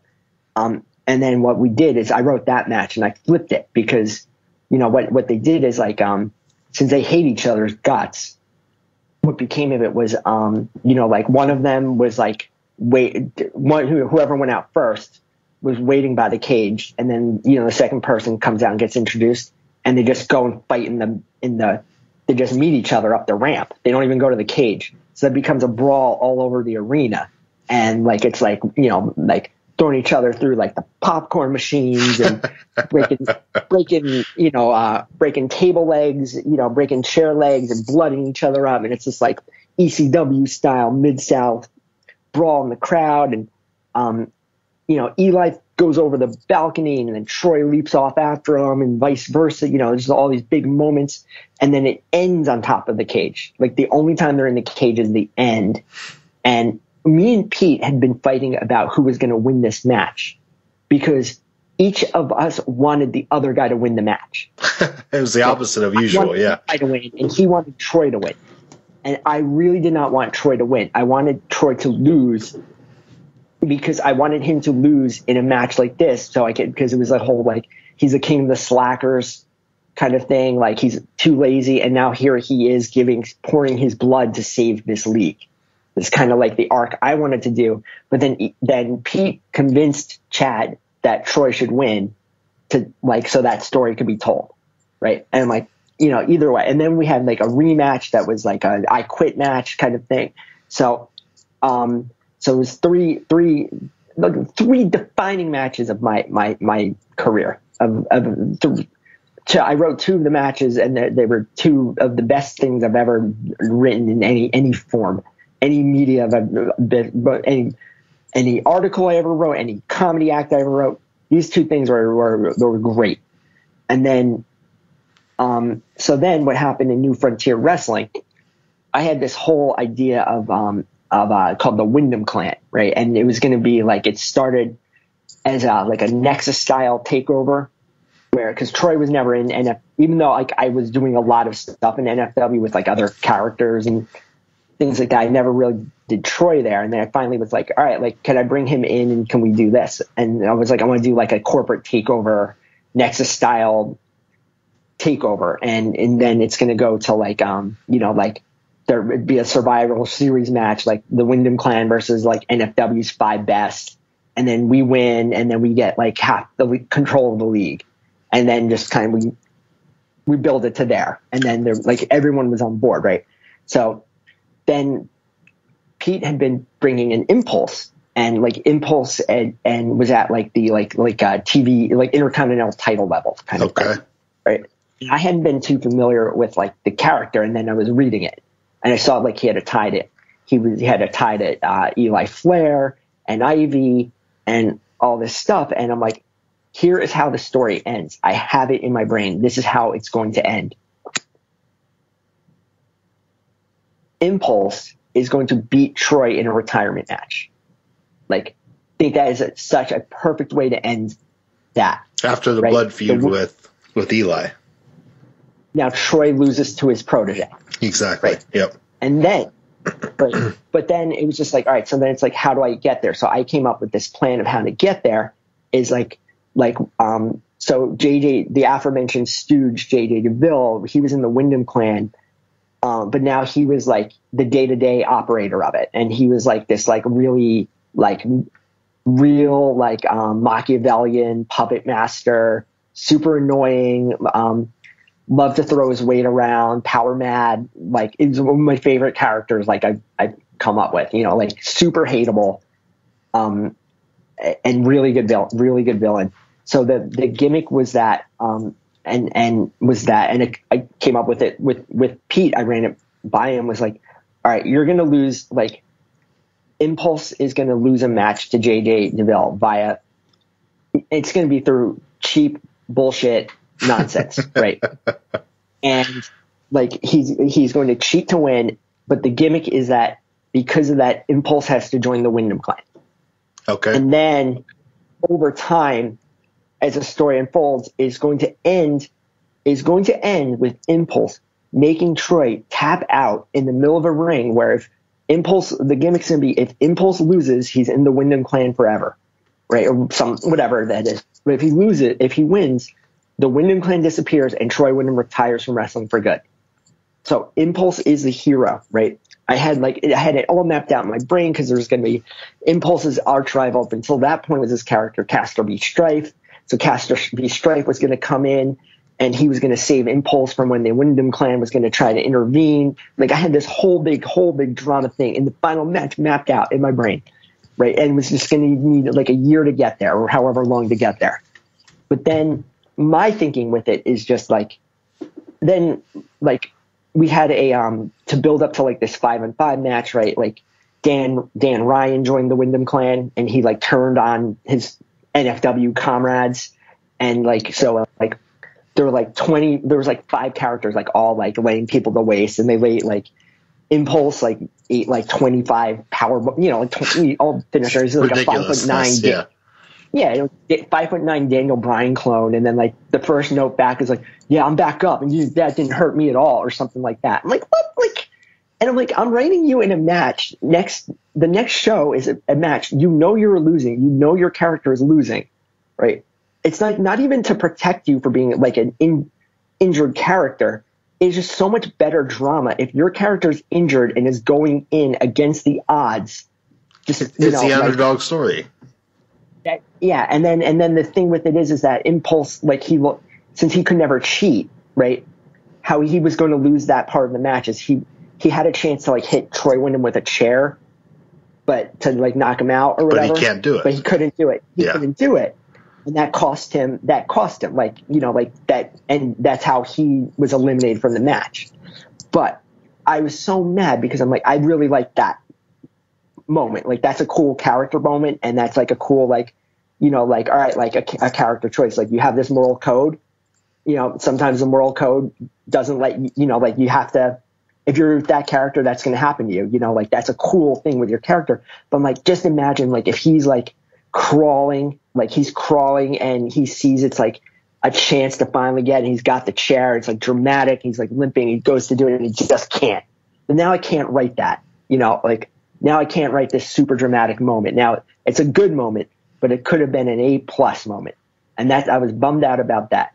And then when I was talking with Pete about this whole thing about like, yeah, you know, like we're going to do this. And then it was like going to be like, well, no, like I don't even remember what it was, but it was like, it was just going to be like Impulse was going to keep on getting things over on the Wyndham clan, even though he worked for them.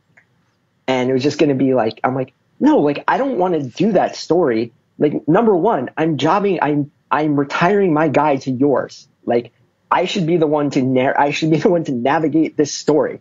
Like, your character is walking out of this the hero, right? But it also makes sense if your character eats crap along the way.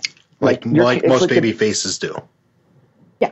Your character has to have a whole bunch of crap along the way and has to hit rock bottom, right? He has to do things like if you hit me with this chair, you're free. You are free to go. If not, you're cleaning every toilet in this place, kind of thing. And then, you know, he can't do it. He's got to have all these moments.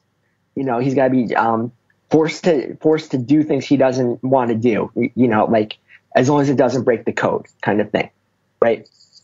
And then he rallies, and then he gets his big moment, right? And that's how I wanted to tell the story.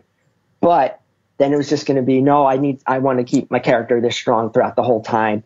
And then, you know, and then he said it like a couple weeks ago, and he also said it back then. Well, I've already established that Impulse can't be hurt pretty much. He can lose matches, but he can't really. I'm like, all right, cool. So you have so then it's just like, and then a lot of people turn like I did it with like, it was like, it became too much in character and out of character mix, because with JJ DeVille, I started saying like, no, Impulse, you're the real heel.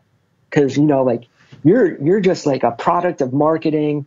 You know, we're told you're such a good person, but look at who you're tied. You know, you're tied to Poison Ivy, who's the greatest mastermind, evil mastermind in this thing. You're connected. You're just there to sell Gadzooks towels with your face on it.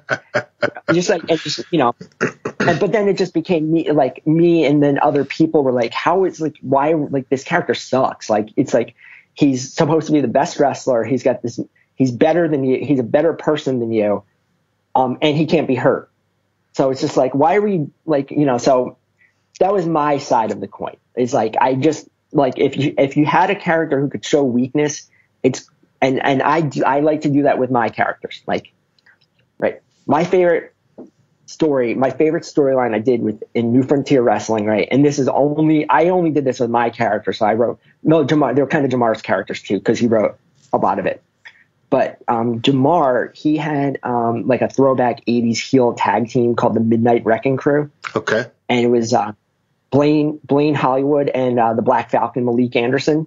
So like it was like a black Arn Anderson, and Blaine Hollywood was like a young rock, like big star, you know, and they had like a Jim Cornette manager who we all kind of used with each other in NFW. So they were like 80s rich villain, Cobra Kai, you know, jerks.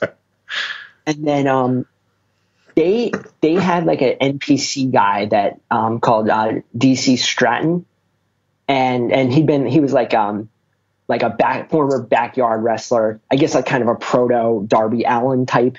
Okay. Right. And then they had been using Tsunami as an NPC in a tag team with him.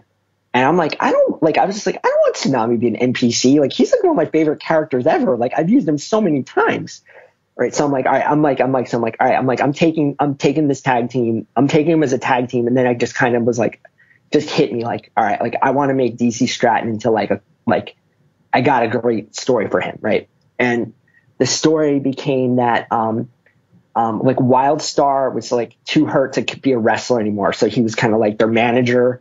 Between him, you know, like they'd all come to ring together, but Wildstar was kind of more like the trainer. And then they had a former character, like an old character that Jamar made called Rain, who was like this like goth princess of the night kind of woman.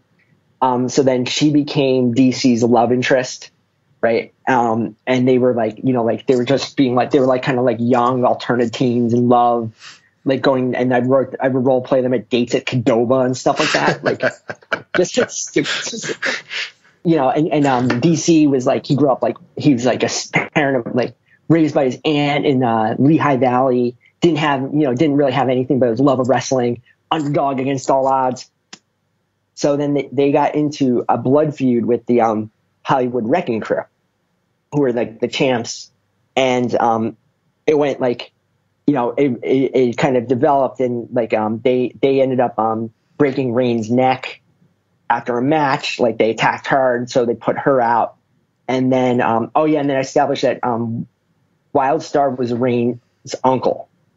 Okay. And I already established that like Wildstar was married to Tsunami's sister. So it's like kind of this whole like family lines and things like that. So it's kind of like a family unit, you know, kind of thing.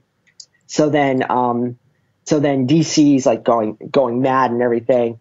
And then he gets hurt. He got hurt. So he couldn't, he got hurt by like the Hollywood Wrecking Crew after a match. Like they attacked him, or they did like the Barry Windham before that match, like broke his hand thing or whatever. Yeah, the whole angle, yeah. Yeah. So then it's like, so they're like, Tsunami, what are you going to do? You're going to have to forfeit. You can't beat us 2-on-1. So Tsunami's like, so Rain comes out like in her wheelchair, and she's like, there's one person who Tsunami could always call out, Wildstar. So Wildstar comes out, and then they win the match, and they become the tag team champions. But DC's like jealous and angry because he, you know, like it was his to have. And then this new valet, Veronica Abrams Rumsfeld, which is my favorite name of a villainess. She started hanging out with the Hollywood Wrecking Crew along those like around then. So then the next match they had was another tag team Iron Man match, and went back and forth, and it was like tied with a minute left. And then throughout the match, like DC was always angry, like holding his head, like I can't believe this, you know, and then just showing his emotional turmoil during parts of the match. But then he'd go to like intervene, and then Veronica would like catch his eye, and he'd be like, kind of thing, you know, like frozen like a deer in head tracks. Well, Rain didn't pay him any attention. And then so then the end of the match comes, there's like a big climactic moment, and like DC, like the ref's out, DC has the chair, and then like he looks at Rain, he looks at Veronica, and then he hits Wildstar with the chair, throws Blaine on top of him, gets the 1, 2, 3, and he joins the Hollywood Wrecking Crew. Reveals that his real name, his DC stands for Dorchester Stratton. And he goes, he's like, now he's like, I always wanted to be rich, like just sells out and everything. And then I had him like, he went from like his like theme music was like Fall Out Boy or something like that, and it became Dirty Laundry by Don Henley, because now he's like talking about like going to Eagles concerts, like front row Don Henley, just like total sellout. And then Jamar Katz came up with the idea that like, because now he's wearing like his character became like Don Draper. Yes. Like okay. I mean, like, which I like because it's like on top of like wearing expensive suits and like the whole like powerful man thing, but like Don Draper also has like his hidden past of like growing up poor that's damaged him. So DC still has that. Like and I always would do a lot of times, like if he had to interact with Rain, DC would come out, and then he'd have to like dress back up into the part he was now playing, kind of thing. So that was my favorite story. I got to tell that. And Dorchester became a really great villain in NFW too. But I can't like do that. I can't bring that character somewhere else. But I loved him. You know, like it's hard to bring it over. I can't bring it over anywhere, you know? It's hard when a character is so ingrained in one place and has such a great backstory, it's hard to get that over in another place. So before we get into these interview questions from the crowd, you'll be hard pressed not to mention Empire Pro. Yeah, so I was not like that active in Empire Pro, even though Brunk is my dude and Lindsay is, like Lindsay's my homie too. But the reason I was not into Empire Pro is, number one, there's just only so much you can do, right? Yeah. Number two, the aforementioned Stanton guy was really involved in Empire Pro a lot of times. And if he was in a league, I just did not take part in it because it's like, this guy, I just don't get along with this guy. He's terrible. Anytime I am in the league, he messages me all the time. And I'm just like, no, something's afoot. I'm just not into it. He wasn't, so I was just like, I just want to keep away from this guy. Like, he's just going to ruin my fun. So I would be in Empire Pro in bits and pieces. But one of my favorite stories in Empire Pro was when Lindsay Troy won the world title for the first time. The character was under the name Dis. And I've been reading like Empire Pro because I really like that league a lot. Like I really, really enjoyed it, and like the personalities and liked a lot of the wrestlers in it, and the characters in it, and handlers I was friends with. And then I really liked like the Dis angle, and then it was like the big Lindsay Troy reveal. It's like a woman won. It was like really cool. It was super well done. It was like really, really cool. I think there were probably some boneheads back then who were like, no woman could do instead. Like, it's like fake wrestling. It's fantasy wrestling. It's literally things that couldn't happen in real life or wouldn't happen. It's fantasy wrestling. Yeah. And I thought that was just like really cool. But one of the things they did was like they were saying like, who's this? It's a tall, slender build. Could it be Troy Windham? So there was like a name drop, and then there are other characters mentioned as to who it could be too.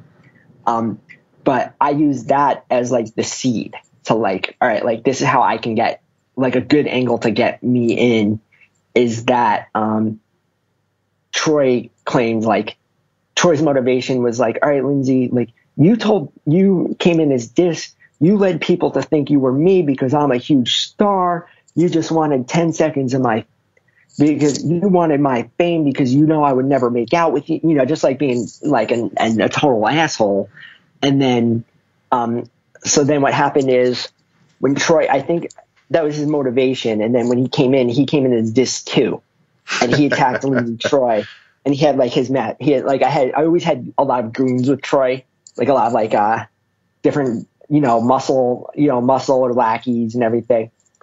And his, flunkies in this one was, the mysterious Zoltan and, and August De La Rossi.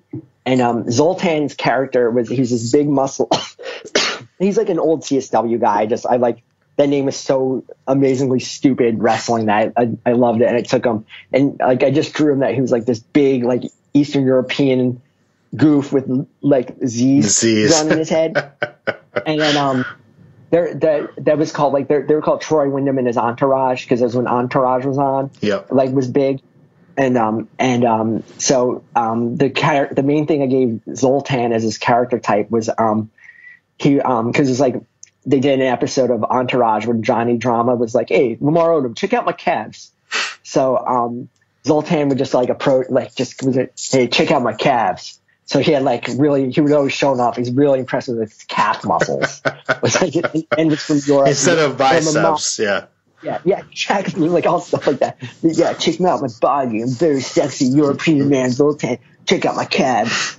And then August De La Rossi is one of my favorite flunkies ever because he was like an annoying Bernie bro, but like well before like anyone even cared about Bernie Sanders or like anything. So he's just like in your face, aggressive. Like, yeah, I read a column for whatever is like, like alternate, like I'm changing minds, you don't have an opinion about nationalized socialized medicine because you're, like just saying things, just like super smarter than now, smug leftist kind of, and he was like hipster, was always like, Yeah, I'm into Arcade Fire, right? Like I was in that, like just always name dropping. Like he lived in a loft in Brooklyn, just like every annoying like 2000s hipster thing you could do. And of course, like Troy would have this guy as like his flunky. So what they did is like they kidnapped Lindsay Troy and brought her to like some whatever back room thing or whatever, and she was like out cold or drugged, like whatever nonsense they did. And August De La Rossi, he became like there's always those people like who are like your friends who are ministers at some church, so they could do weddings. Yes, like I am one of those people. Yeah. So he had done that the night before to become an official. Like I'd registered, I got this, it just came through. So he was there while Zoltan was the best man, and so Troy Windham married Lindsay Troy and started calling her Lindsay Troy Windham. And then the angle was going to end it. It was going to be a ladder match where it was going to be if Troy won, he was going to be the world champion, and Lindsay was going to have to be his wife forever. But if she won, Troy had to leave EPW forever, kind of like one of those things. Yes, because he's like. One of my favorite feuds ever is when Eddie Guerrero and Rey Mysterio Jr. battled over Dominic. Custody of Dominic ladder match. The greatest angle ever. This is my favorite thing. So I did something like that. The only problem was that I got way too busy with work when I was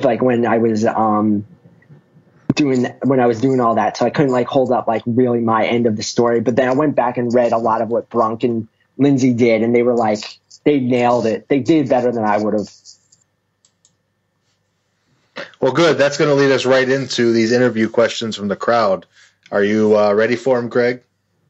I am. We can skip many of them, too. Yeah, we're any of them that we hit already on the show, we'll go ahead and breeze over. But Rossi Orton's up first, and this is one we just discussed. But shout out to Ross. He's a good hand. Fill me in on the whole Lindsay Troy Windham angle, please and thank you. So we just kind of did a quick recap. Yep, quick recap. And I also told them in private message. Oh, well, very good. There you go. Greg pre-answering the questions. Yeah. Yes. Just asking my own. The Shadow Pope's up next. It is Pete. Where do you think your Fedding career would have gone if you hadn't taken Troy Windham over? I would have found something. I liked it too much, and I was too creative and was too. I'm really creative, and I'm really I got a good skill of writing, so I would have found something and would have had I had like a good breakout with Tsunami and Wild Star, so maybe something with them. I would have found something at some point that was like really clicked. Maybe not as magically as that, but I would have gotten there at some point. You would have had a similar character under a different name, maybe. Yeah, probably something like that, yeah. Question 2, which of your stables was your favorite, and what did you like best about it? Oh, man, I had so many stables over the years. Just way too many. I think, let me think. I always did, like, I had a the thing for the Wild Star Tsunami combination. They always had I had this funny thing with them where they always had a new nickname they always had a new tag name depending on that where they were. Like they were the Suicide Squad, and then I left for a while, and then when I came back, they were Dawn of a New Day, which is like done in like 1998, well before the New Day. Yeah. And then they became they were NC-17 for a while because Chad and Steve wanted to call them that because they heard about PG-13. So they became that, and then there were a couple other the Foreign Exchange because they were partners of this British wrestler Lawrence Stanley. So then they became the Foreign Exchange, and there was always like a whole bunch of other kind of components and names with them. New Day, when they were in my last step with them in New Frontier Wrestling, they were New Day Rising because of a name of a Hooster Du song I love. And it was like that was their theme music, and then it was like cool because you could chant NDR, NDR, like like a 3-letter. And then I always liked those guys, especially when I got to do like the stuff with DC and Dorchester involved. and to tie it in, to tie it all kind of in together. And then I also briefly, I had sketched out where their sons were going to start being a tag team. And they were gonna like, I have this in my brain, like them as a tag team and where that would have gone. It would have been great. But they were going to bring Dorchester back to DC kind of thing. But I always like those guys too. And I always get to be funny with Wildstar at the end. Or like I morphed him because he was always serious, like a serious wrestler. But I managed to make him serious and like ironically funny because like I ended up making him have my music taste, where he would always say like, you know, like since he's 5 stars, he's into 5-star albums. So he's like, of course, like I'm into like, he's like, you know, it's like, yeah, like, so his like theme song was like REM or, you know, and he'd be like, yeah, you know, I just spent like a whole weekend, watching every Billy Wilder movie, you know, like, so he's like really into 5-star everything and like a snob about it, but not like obnoxious, you know, like, or, and then he'd do, you know, I have him do things like, he's like, you know, before I begin my promo real quick, I just want to say, you know, if you're a man over the age of 50, I want you to get your prostate checked. You know, my father, and then he'd go into a thing about his father having like prostate cancer or something like that. Just, and just did it, like wrote it like dead. Just a little PSA. Yeah. Just stuff like that I'd always kind of throw in just because I'm like, that is something I think a wrestler would do maybe in like an earnest moment. And it's so dumb. It's funny to me. I always kind of did love those guys, like more than I really did love those guys. Well, speaking of loving those guys, who did you prefer, Craig Miles or Mike Randalls? Oh man, I prefer Randalls just because like that character was so integral to Tsunami, which ergo became so integral to me. But Craig Miles is like a really awesome character too, because he was like, he'd been around for a really long time by Cats. He was like kind of like in a Midnight Express kind of tag team for a while, like when he started, and then like when we were in college, he became Cocky Craig. That was always his name, was Cocky Craig Miles, but he had like a tongue ring, and he's kind of like a beach brat kind of thing. And then later on, he morphed him into like Tyler Durden or whatever his name is from Fight Club. Oh, so it okay. became like that was like. Yeah, so he did that, like the Tyler Durden thing really well with him. Like, so it was a really cool character. But Randalls is like, I mean, it's like a lot of guys, like whenever we talk like who are your top 3 characters ever, like Randalls was always on that list. You know, it was such a big moment for me to my journey with this. And finally from Pete, for now, who had the most unrealized potential, Joe the Plumber or Eddie Love? Well, Eddie Love lived up to a lot of that potential. He had a lot of, like, he won titles, big titles in leagues I was in. He was, but he could have, like, if Ed, who handled him, like, stayed around and, decided not to, instead to be a responsible parent. Come on. Yeah, he would have been like, this, you know, like the greatest character of all time, maybe. But Joe the Plumber was a really cool character too. That was done by this guy Devin, who I was friends with and was in touch with him for a really long time after too, because Devin was kind of like my man, like kind of like he was like my man. Like I was kind of like mentored him when he started a little bit, and he had all these really fun he had so many fun characters. I can't remember. He had another character called Lowell.com, who was like an e-marketing wizard. It was just like, you know, and so he had a lot of cool characters. I kind of thought Joe the Plumber was like kind of like his worst character in a lot of ways. Like I wasn't into him as I was into like his other characters, but he was like a really cool. They made like Jamar was like Jamar had this really great gift of, he had a vision for your character and he would write that. And if you just followed that vision, right? Like, I know it might not be your character 100%, but if you could just kind of adjust to that a little bit, your character would be, he knew how to make your character better. Right. And today, Jamar, he's like a really accomplished comic book artist. Oh, like, that's nice. Yeah, there you go. Yeah. Professional full-time comic book artist. He teaches art it makes sense that his such a great comic book artist because he sees things and knows he can draw what he sees, right? And it's like one of those things, like he has a vision for your character. Just I learned from being his friend and other leagues and everything. Like, just listen to him, and like he's not telling you what to do. He just sees like this is a good way to do it. Just follow that path and you can do it. So he did that with, and a lot of people didn't like that. They're like, oh, you're taking too much control of my character and blah, blah, blah. And it's like, well, no, your character sucks. And now it's awesome. And if you just did what he set you up to do here, you'd be great. Yeah. We're giving you a pathway to something different. Yeah. Yeah. You know, and so Jamar really, I would say he did more for he did a lot for getting Joe the Plumber because he made him into like a good, like Steve Austin kind of type of guy.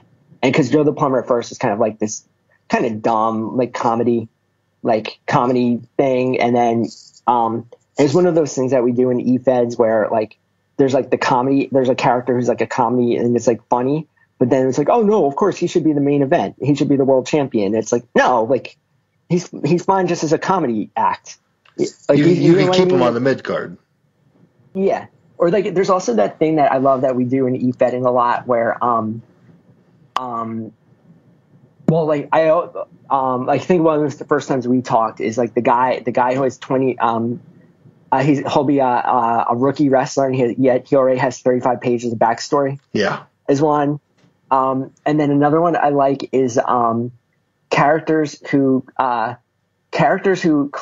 inexplicably grew up in an inner city neighborhood, like maybe like a white character from like Compton, or like grew up in the projects of Baltimore, like West the Baltimore. Bronx or something. Yeah. All right. And your character's first name is like like Trevor or like something like that. And like, yeah, like, no, like I love that so much, you know, and it's like I'm like, yeah, no, like do some research, man. Just like do a little bit of research.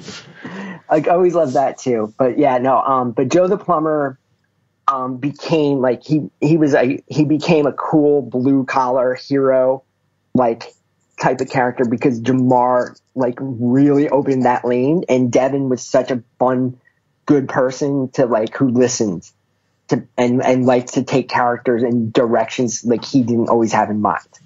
So that was like a really great match. It sucked that Devin had to go to grad school and take his life seriously and get advanced business degrees at one of Canada's finest academic institutions. Why would you do that when you could EFED and waste your life away? Yeah. At your favorite admin, it's Lynn's. I'm going to have more questions for you, but tell us the story of your appearance on Where in the World is Carmen Sandiego? I've done it too many times. It's on 500 other podcasts, and then if you just Google Gregg Gethard, Carmen Sandiego, it comes up. I'll save everyone's time. There you go. Okay. From Meg, what cheesesteak is better, Gino's, Pat's, or Tony Luke's? D'Alessandro's. D'Alessandro's, the real place to get a Philly. If you retired today, what's one thing you'll look back on fondly? Like, I mean, I kind of am. I'm like, maybe I'm not retired. Maybe I am. Like, you know, like trying to ease back into it and everything. But just like what, like I said, like in the whole beginning, like what a weird thing what a weirdly great hobby and community this turned out to be, right? Like, oh, it's crazy. Just like literally being one of the people on the ground floor with it, and then just now being like, I have a kid, and you know, and it's like, yeah, I really like the one, you know, I'm like, that's like such a cool thing I did, you know, like there's other things I did as a kid that like I'd have no interest in doing anymore, you know, as you know, and I'm like, but that like I really did love doing this, and it taught me so much about like myself, you know. It's like, I know it's also one of the other things that like, you know, like D&D's like the nerdy kid thing that you always hear reference, and you know, we're of that ilk, and you know, like most of us like weren't good at sports, you know, like or athletes or anything like that, you know, like we're indoor kids. And one of the things that like D&D gets a lot of credit for, and it's the same for us, is that like D&D, like gets kids who didn't have like the coordination or athletic ability to be in a team, but you learn because of that they're in a team setting and they have to learn the problem solving of a team kind of thing. Like you have to how to come in, and it's the same with us, like what we said, like how to put things together and manage and et cetera, et cetera. It's like we also learned how to like creative people don't always work the best together. Like I know that from comedy and everything. And it's like, well, like I know how to work with other creative people, and, you kind of learn how to kind of mold that together that way. And that's what I really, liked the most. That's what I really missed the most about it. Like, after I stopped doing it, and it's just like, it's such a great, awesome it's such a great, awesome community, and it's so cool that it's still going. It is, and it's huge still today, and it's incredible to see how it's grown, how it's evolved into 10 different types of e-wrestling. But I heard the Twitter stuff is terrifying, though. It's incredible. It is terrifying. From Brock, why are the Pittsburgh Penguins better than the Flyers? Yes, pass. I don't care about hockey. I don't know a thing about hockey. Pass. Why is Gritty a hack?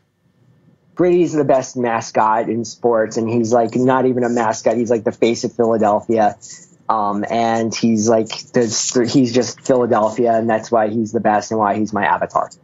And what is a Gritty? I pass. I don't care. Google. Use Google. Why would Iceberg kick? Okay, he's going to keep on with a Gritty. I'm going to keep on passing. Why does Philadelphia smell like piss?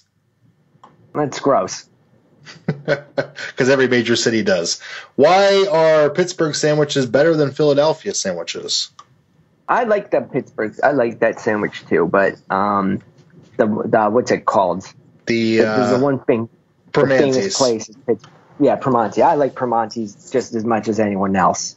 It's a good sandwich, but we have some really good sandwiches. It's a tie. Pittsburgh's an awesome city. There's a reason why they sell Philly cheesesteaks countrywide. That's all I'm saying. Yeah. Why is Wawa a second-rate Sheetz? All right, no, it's not. Pass. I'm not getting into that. But he's trying to incite a riot. Finally, can you recite the entirety of SARS the Clown rap to the audience? I don't even know what that is. I don't know what that is to start with, let alone to recite it. Sorry, Brock. Moving on to MDG, it's Warren from Modern Day Gladiators. Which is harder, waiting for a CSWA show to go up or waiting to get paid for stand-up? Oh, CSWA show, because it's like I never expect to get paid for comedy. I mean, I have been paid. Like, I mean, I have been like... I've been on TV, like my brother's TV show and things like that. And I have been paid, and I got booked overnight once and put up in a hotel, which I was like, what? Like, excuse me, I can go home. It's not that far. But then I was like, no, I'll keep this. Like, am I ever going to get booked in a hotel room again and, see my name in like a marquee kind of thing, So yeah, but, yeah, like it's one of those things, But yeah, no. It's very hard to wait for CSWA. Yeah, very, very hard. Why have you not brought the financial guru to the Efed world? Erwin R. Shyster holds nothing on you. I probably should, but I came up with it when I came up with it like after I stopped, doing it, Yeah. So that's when I came up with it and everything. But all it is just. It's the same kind of shtick. It's just like a wrestling character. It's a gimmick. Yeah, exactly. It's one of the things like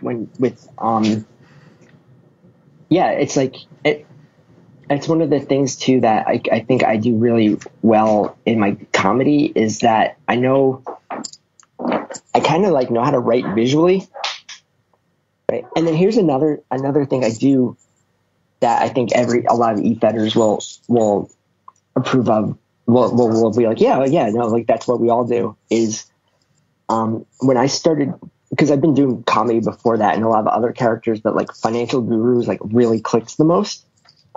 And what I did is that instead of, writing it first and then performing it, what I started doing is I would go to, open mics and I would just have like a couple things, like a couple lines or like a premise. I would just kind of just say that and just riff on that for a few minutes. And then like I recorded it, and then I would come and like kind of hone it and take a couple months to like hone it until like something kind of more solid. It's the same. How many times have we all brainstormed something and started to write it or like thought it out in the car or something like that, and then you did a final voice version a little later on. Oh, it turns into something completely different. Yeah. Yeah, exactly. Or when you're writing something with this, and then you go, like you all of a sudden like, I didn't think of that. And then it just goes, you get a whole other kind of new angle from it, a new approach to what you're doing kind of thing. Absolutely. And finally from Warren, what's your main goals for your Defiance run this time? I just want to have fun. Like I just want to have fun and have some cool stories and do some entertaining kind of stuff and everything. Like that's it. And you're writing more than that. And over in Defiance, you're writing angles.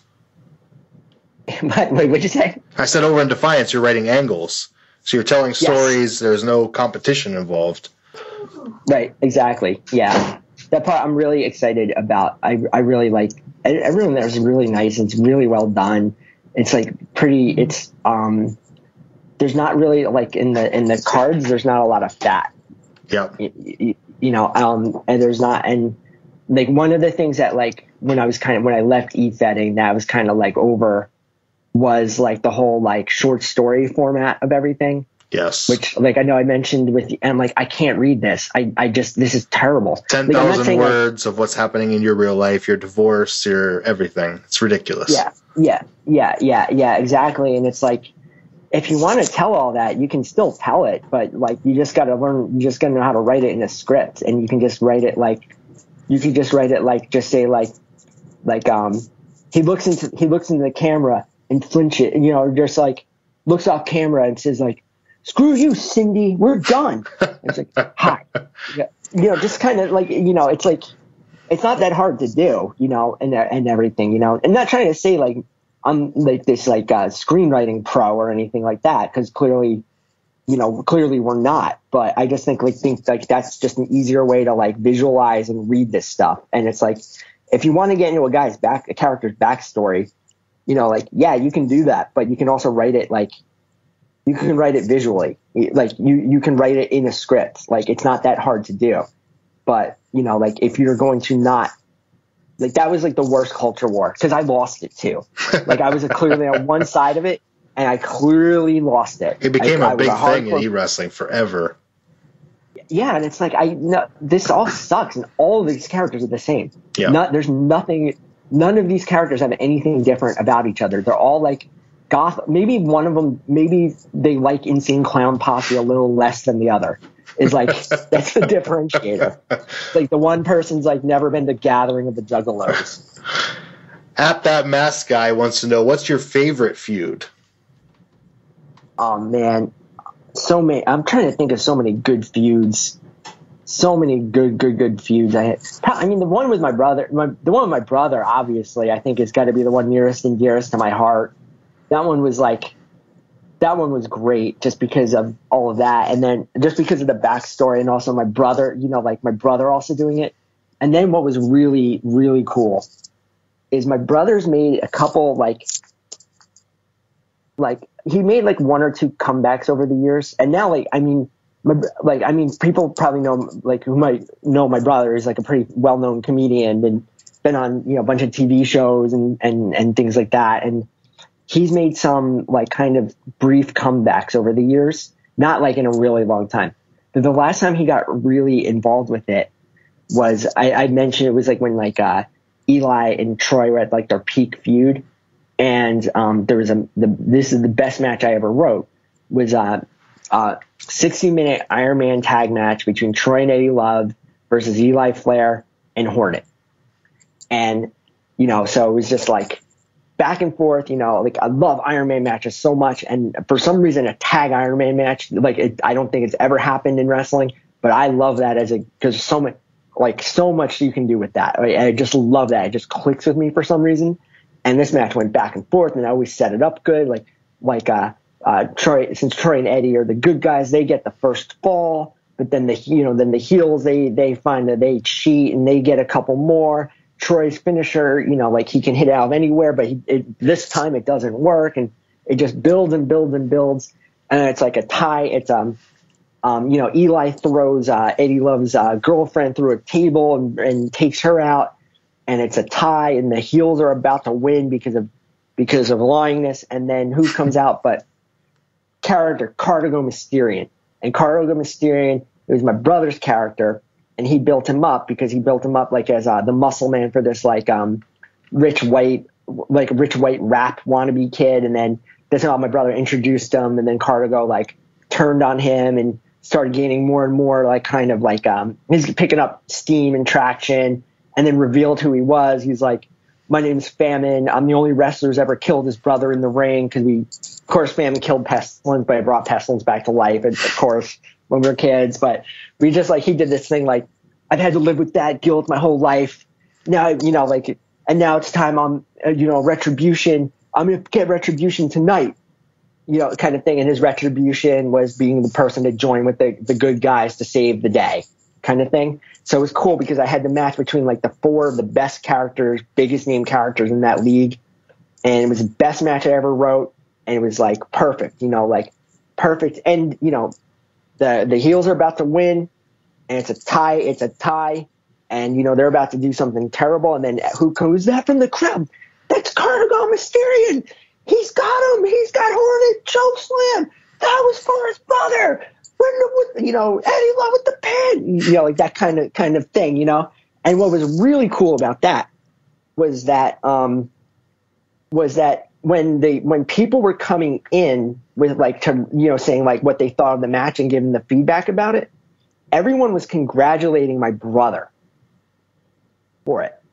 I got some, I definitely got some, but a lot of people were hitting my brother up on instant messenger or in the forum for oh my God, Chris, that was so, yeah. But I'm I took that as a compliment to me, because I had wrote such a good match that intertwined with that character that was an unconnected storyline until that moment, and built it into this really triumphant moment for a character who was not involved in the beginning of that match. So I took that as one of the biggest, I took that as a compliment to me. I wasn't mad that anyone thanked my brother. I'm really glad that this character, this worked for this character in this moment. If enough people are reaching out about a storyline that they weren't involved in, that's an exciting thing, period. That someone else is reading it and excited and responding to it. Right. Yeah. Right. Exactly. How many times have you put in Efed, oh no, yeah, I really like that. You didn't read a word of it. Oh, so much. Yeah. Oh, I love that. I've skimmed so many results. Let me just say. Yeah. From Ridiculous over in Defiance, you call yourself a comedian. Tell a joke that would make the Undertaker break kayfabe. Pass. Hardest passes. Being that you're writing in Defiance now, at what point will Troy Windham work with the best talent there is? Ridiculous. Probably at some point. I don't know. I'm still trying to figure out even how you write cards there. It's tough, but it's a great angle fit. I'll tell you that. I only say that because I'm an award-winning champion there. Why is Ron Hextall the best alumni to bring back as a goalie coach? I don't care. Pass. I don't care. All these Canadians, all these hockey fans. From Alias, how big is it? I don't know what that means. I don't know if that's a reference to my genitalia or what. I don't. But I pass. It's dumb. We got a lot of fun fans on the show. Yeah. Word association time. Are you ready? I'm ready. First thoughts that come to your head from Lindsay Troy. Dan Ryan. Dan Ryan, one of all time.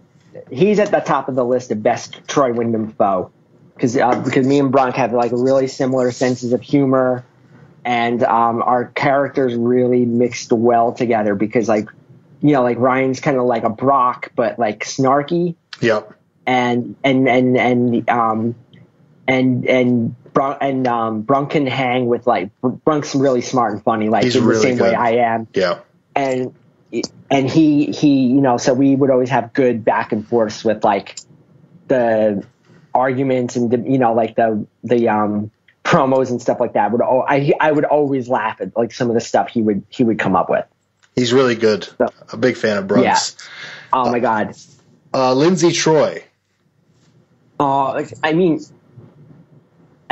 I would not. So I talked about the Lindsay Troy Windham angle, right? I would not have done that story unless it was with a really, really great character in Handbook. Like because that's I would not have done that with somebody who's not one of the best, because it's not a league I'm in, first of all. Second of all, for something like that to really work, if I want to put in like a really kind of silly, ridiculous, real wrestling soap opera story, and it's got to involve somebody else, I want it to be with somebody who gets it. Yep. Like who's going to play it right, who's going to play it straight. We know everyone in the world could tell how this was going to end. Like, the end of this, like she's got to win, of course, but how to, you have to do something like that with somebody who can do it, who hold their end of the bargain and put their own unique, great spin on it too. And Lindsay that character is a fantastic character. Just reading her stuff in Defiance, like right now, I'm like, man, like this is so good. Like the stuff she's doing with the comments section and that crew. I love that crew. That's a really funny act. But Lindsay just like kind of like in the last thing I read in Defiance, she kind of snapped and was yelling at people and like, this is what you get, you mess. Like, I'm all in on this. Like, this is great. The all-time great character. Shane Southern. Oh, he's one of the lost great characters with an awesome way of how he ended in Efed. Is he was a pure babyface, like pure Southern, fired up Southern boy, old school 80s wrestler, and he was on Prodigy, and he was so good. And I had an angle with him where I had a stable with Troy called the Frat, where there's like Troy and like a bunch of frat boy goons, like lackeys and bodyguards and whatever all their names were. And the angle was that like I set it up and it was up to him. The guy handled, his name was Jason, and it's like, all right, if you turn and join the Frat, you're the world champion of UWA, right? But if you and it was like I didn't care one way or the other how it went, but I was like, I got along really well with that guy. It was a cool story. I forget the story, but that was like, we were trying to woo him in or whatever. But then he decided like, nope, I'm going to stick to the character. I'm going to stick to the core of the character and be a face with him. So he didn't win the title, but he kept the character. But then I think like in New Frontier Wrestling, when he was around there, they did this thing where it was like seasons, and it was like a league, whereas like like NFL style, where it like ended in a Super Bowl kind of thing. Yep. Which was my idea actually, and I gave that to them. And I think they do that in Japan. Like I don't know I know like they do like those tag league things. They do a Grand Prix or a G1 or whatever. Yeah. So they were doing, they came up with like their version of that. And then I think it was at the end of that where it was Shane Southern versus Joe the Plumber, maybe. I can't remember, but Shane Southern, he lost the match and he turned heel after the match. He lost the match and then he acted like a sore loser and attacked the winner. And he was never seen or heard from again. Wow. Yeah, I think I don't know why he left. I don't think that was intentional, but never seen or heard from again after that. What about Joey Melton? So that was like Steve's like that was like one of the first 3 CSWA guys, and he was like their big, like he was like the bad guy, the like a Ric Flair type. And then once we were like in EWrestling, and especially in New Frontier, Steve. So CS stands for Chad and Steve, right? So Chad is kind of like like the organizer. Like it's like his league pretty much. And like if Steve hears this, he'll get mad at me for saying that. But Chad's the guy who kept it together and kept everything going, and he also handled Hornet. Okay. Right. So Chad's the guy who like runs EWrestling.com. Like he's like the guy, like that guy, right? He's like, I'm the guy who puts it together. Steve is, I haven't talked to that guy in so long. I gotta talk to him. He's one of the funniest, like sweetest, funniest people like I've we really awesome guy. And he's such a sweet, and with Joey Melton came in, he made him like a fading veteran. Like he was like he thought he still had it, but he didn't. And he was like trying to, his manager was, Calvin Carlton, who was like our Jim Cornette, and we had New Frontier was Calvin Carlton. So he was like Carlton Banks from Fresh Prince of Bel-Air, yes. But as later became Jim Cornette. Yeah. So then when we did the seasons, when we did that draft with the seasons, Joey Melton was in there, and Calvin Carlton drafted Joey Melton because he was like, that's my boyhood hero. It was like how I came up with that. Like, that's my boyhood hero. So, but then Eddie Love showed up, and Eddie Love like slowly wooed him over as a Calvin. He wooed over Calvin Carlton again to turn him against Joey, but he's pretending to be Joey Melton's best friend. And they did a really good job because Joey Melton was like oblivious to it. But then Joey Melton was so funny. He became vegan, and he dressed like a Latter-day Bono. Like he had like the Bono aviator glasses. So he's just like really like, and he was always trying to be like a little bit like, he did a really good job of like writing him like a little bit, like he's like, thinks he's a little bit cooler than he actually is. He's still like not like, it's not like overly, it's not like he's like a dork. But he's the like, guy that wants to be cool. Yeah, exactly. It's like really, it was one of all-time really great character. What about Michael Manson? Oh my God, that name is exactly as it sounds. It was a Marilyn Manson character, but it was good. It was a good character.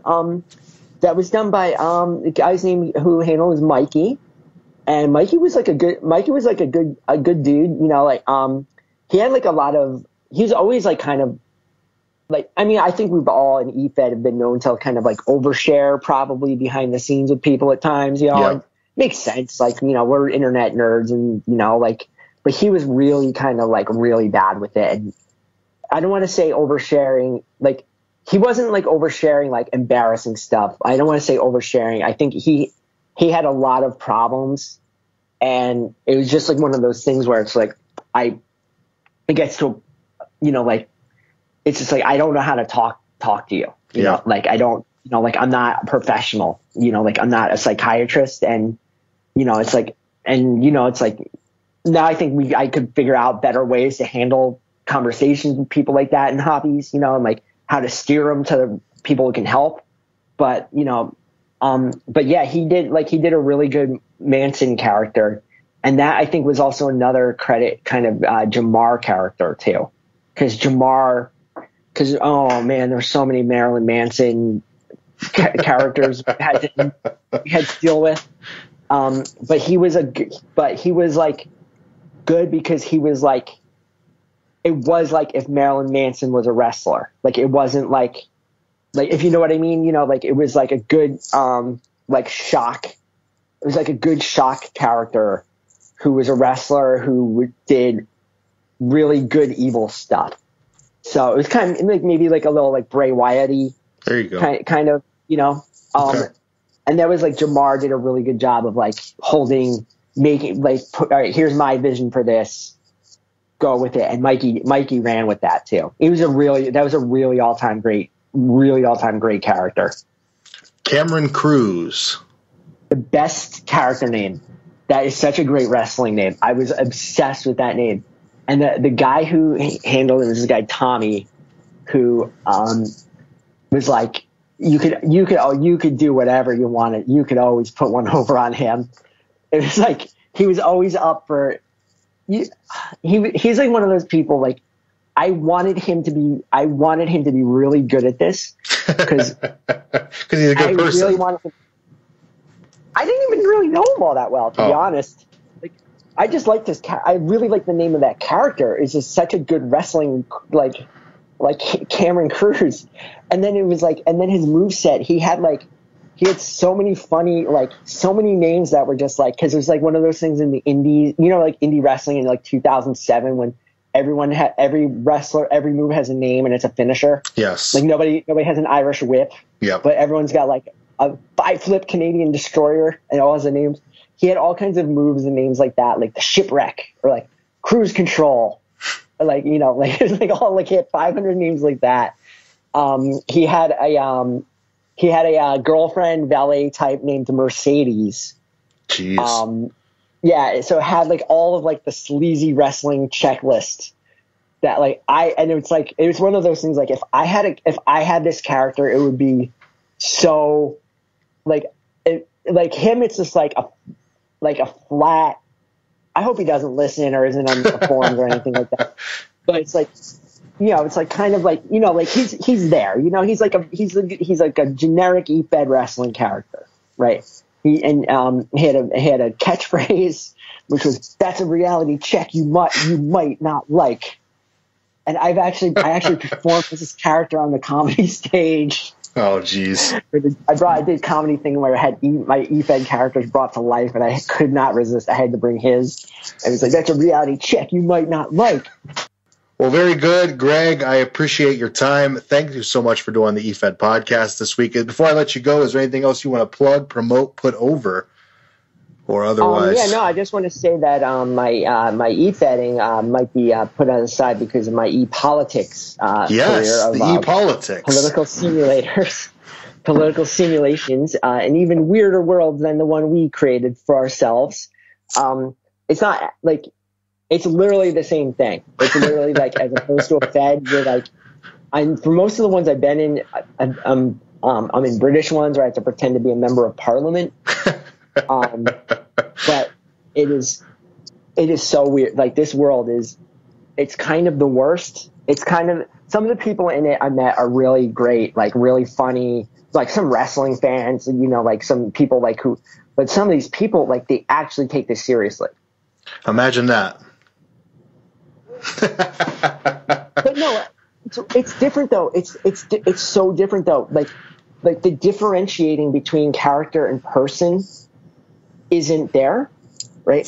And I'm in one right now where it's like U.S. You know, everyone in it's in Senate, and we're in a you know, like, I'm a Democrat and we're having like our big elections coming up in a week or two, right? And somebody's their character they're playing is like an Ivanka Trump like thing, and you know, and like the backstory is like a billionaire heiress kind of thing. It's like a really cool backstory. So I am, you know, and it's like kind of like we all have like our own like little server we talk in, and I was like, I wanted to say, I was like, do you guys think that they think this is a good comment to say to her is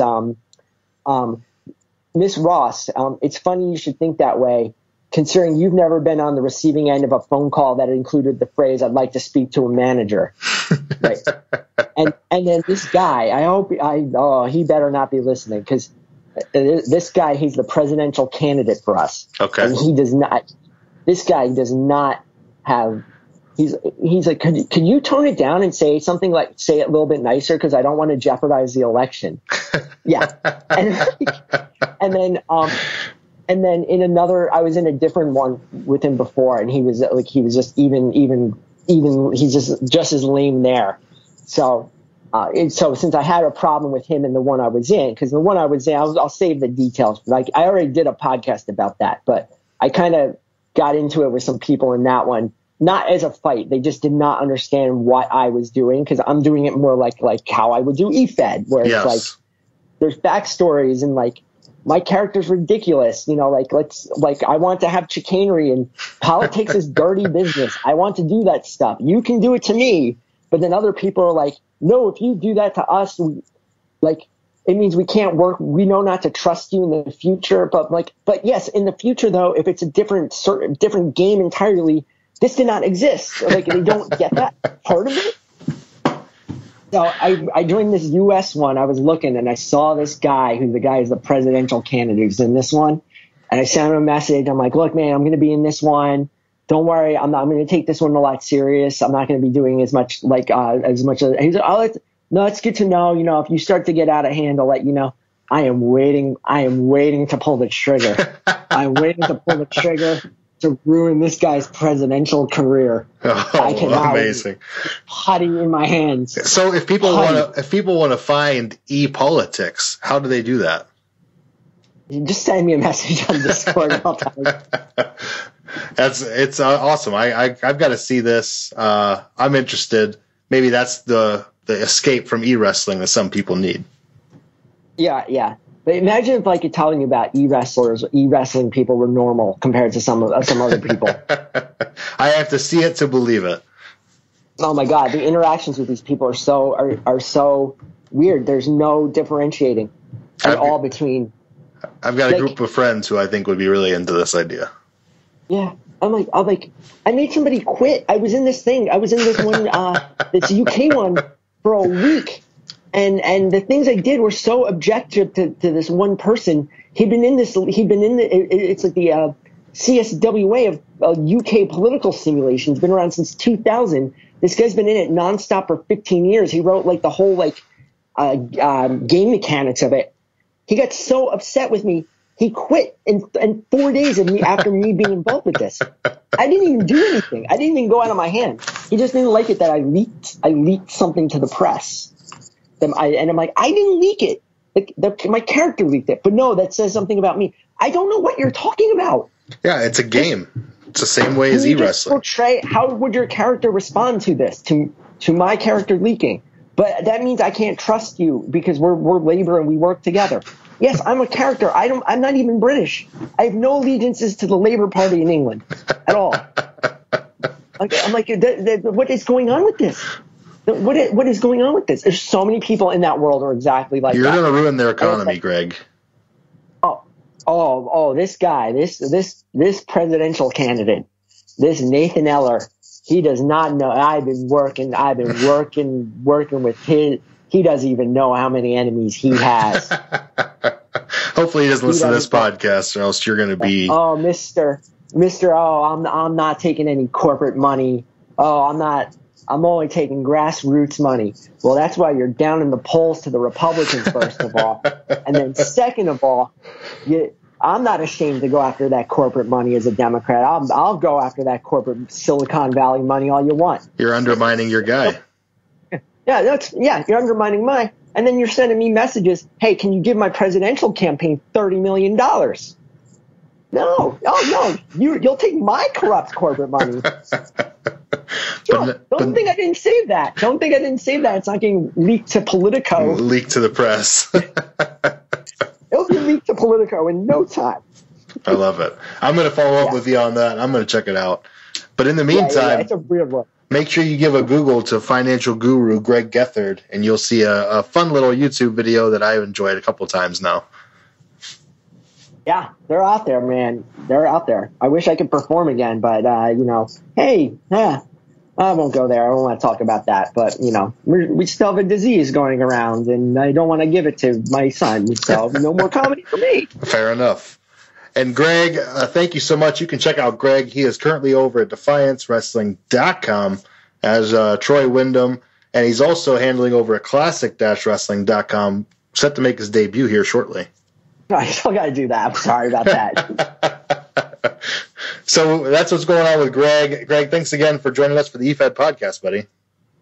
Thanks for having me, man. I'm so happy I got to do this. Like, you have no idea how excited I am. And that was a great interview with Gregg Gethard. Excited to have him here on the show. Current handler at DefianceWrestling.com. You can check out his work over there. Also, former handler of the CSWA and the Empire Pro and so many more. Really excited to have him on the show. He's a fun guy. Great YouTube content. If you haven't seen it, search out The Financial Guru and you'll find his materials. And otherwise, give him a follow on the Twitter machine. And thank you for checking out episode 86 of the EFED podcast. This has been a blast. Want to give a shout out to our sponsors, but you guys have heard those commercials. Appreciate each and every one of them. EWTs, Defiance Wrestling, Classic Wrestling, Occupy Pro Wrestling. Putting the smart back into smart. People. Yeah, we got it. We got it. No. It's in there. It's in there. It's in there. Guys, thanks for listening to episode 86 of the EFED podcast. So excited to have you on. Episode 87 coming next week with Mal of Zero Entertainment. Ow. We're going to be talking to him about the CAW world of pro wrestling, of e-wrestling, and so much more. Brian, welcome back. How do you feel? Oh, man. Drunk. That's the best way to feel here on the EFED podcast, whether you're listening, recording, or joining us in chat over at twitch.tv/the EFED podcast.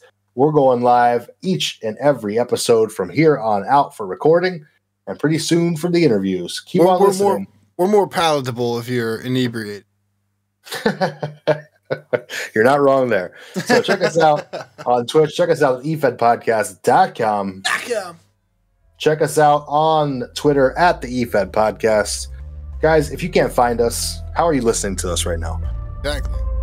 The EFED Podcast, where the wrestling is written, but the characters are real.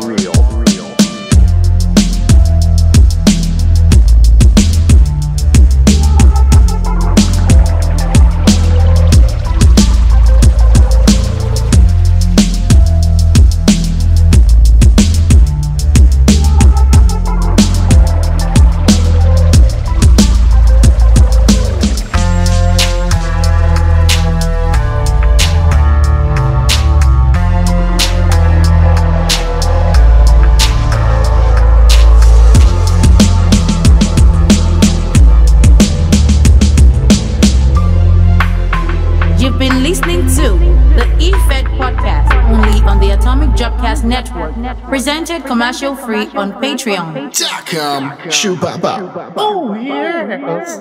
Panera. Hey Brian, if you're listening to this, you're the best. Yes, you are. Yes, you are. No matter what Mikey says, you're the best. The whole show works because of you. I quit all feds or something.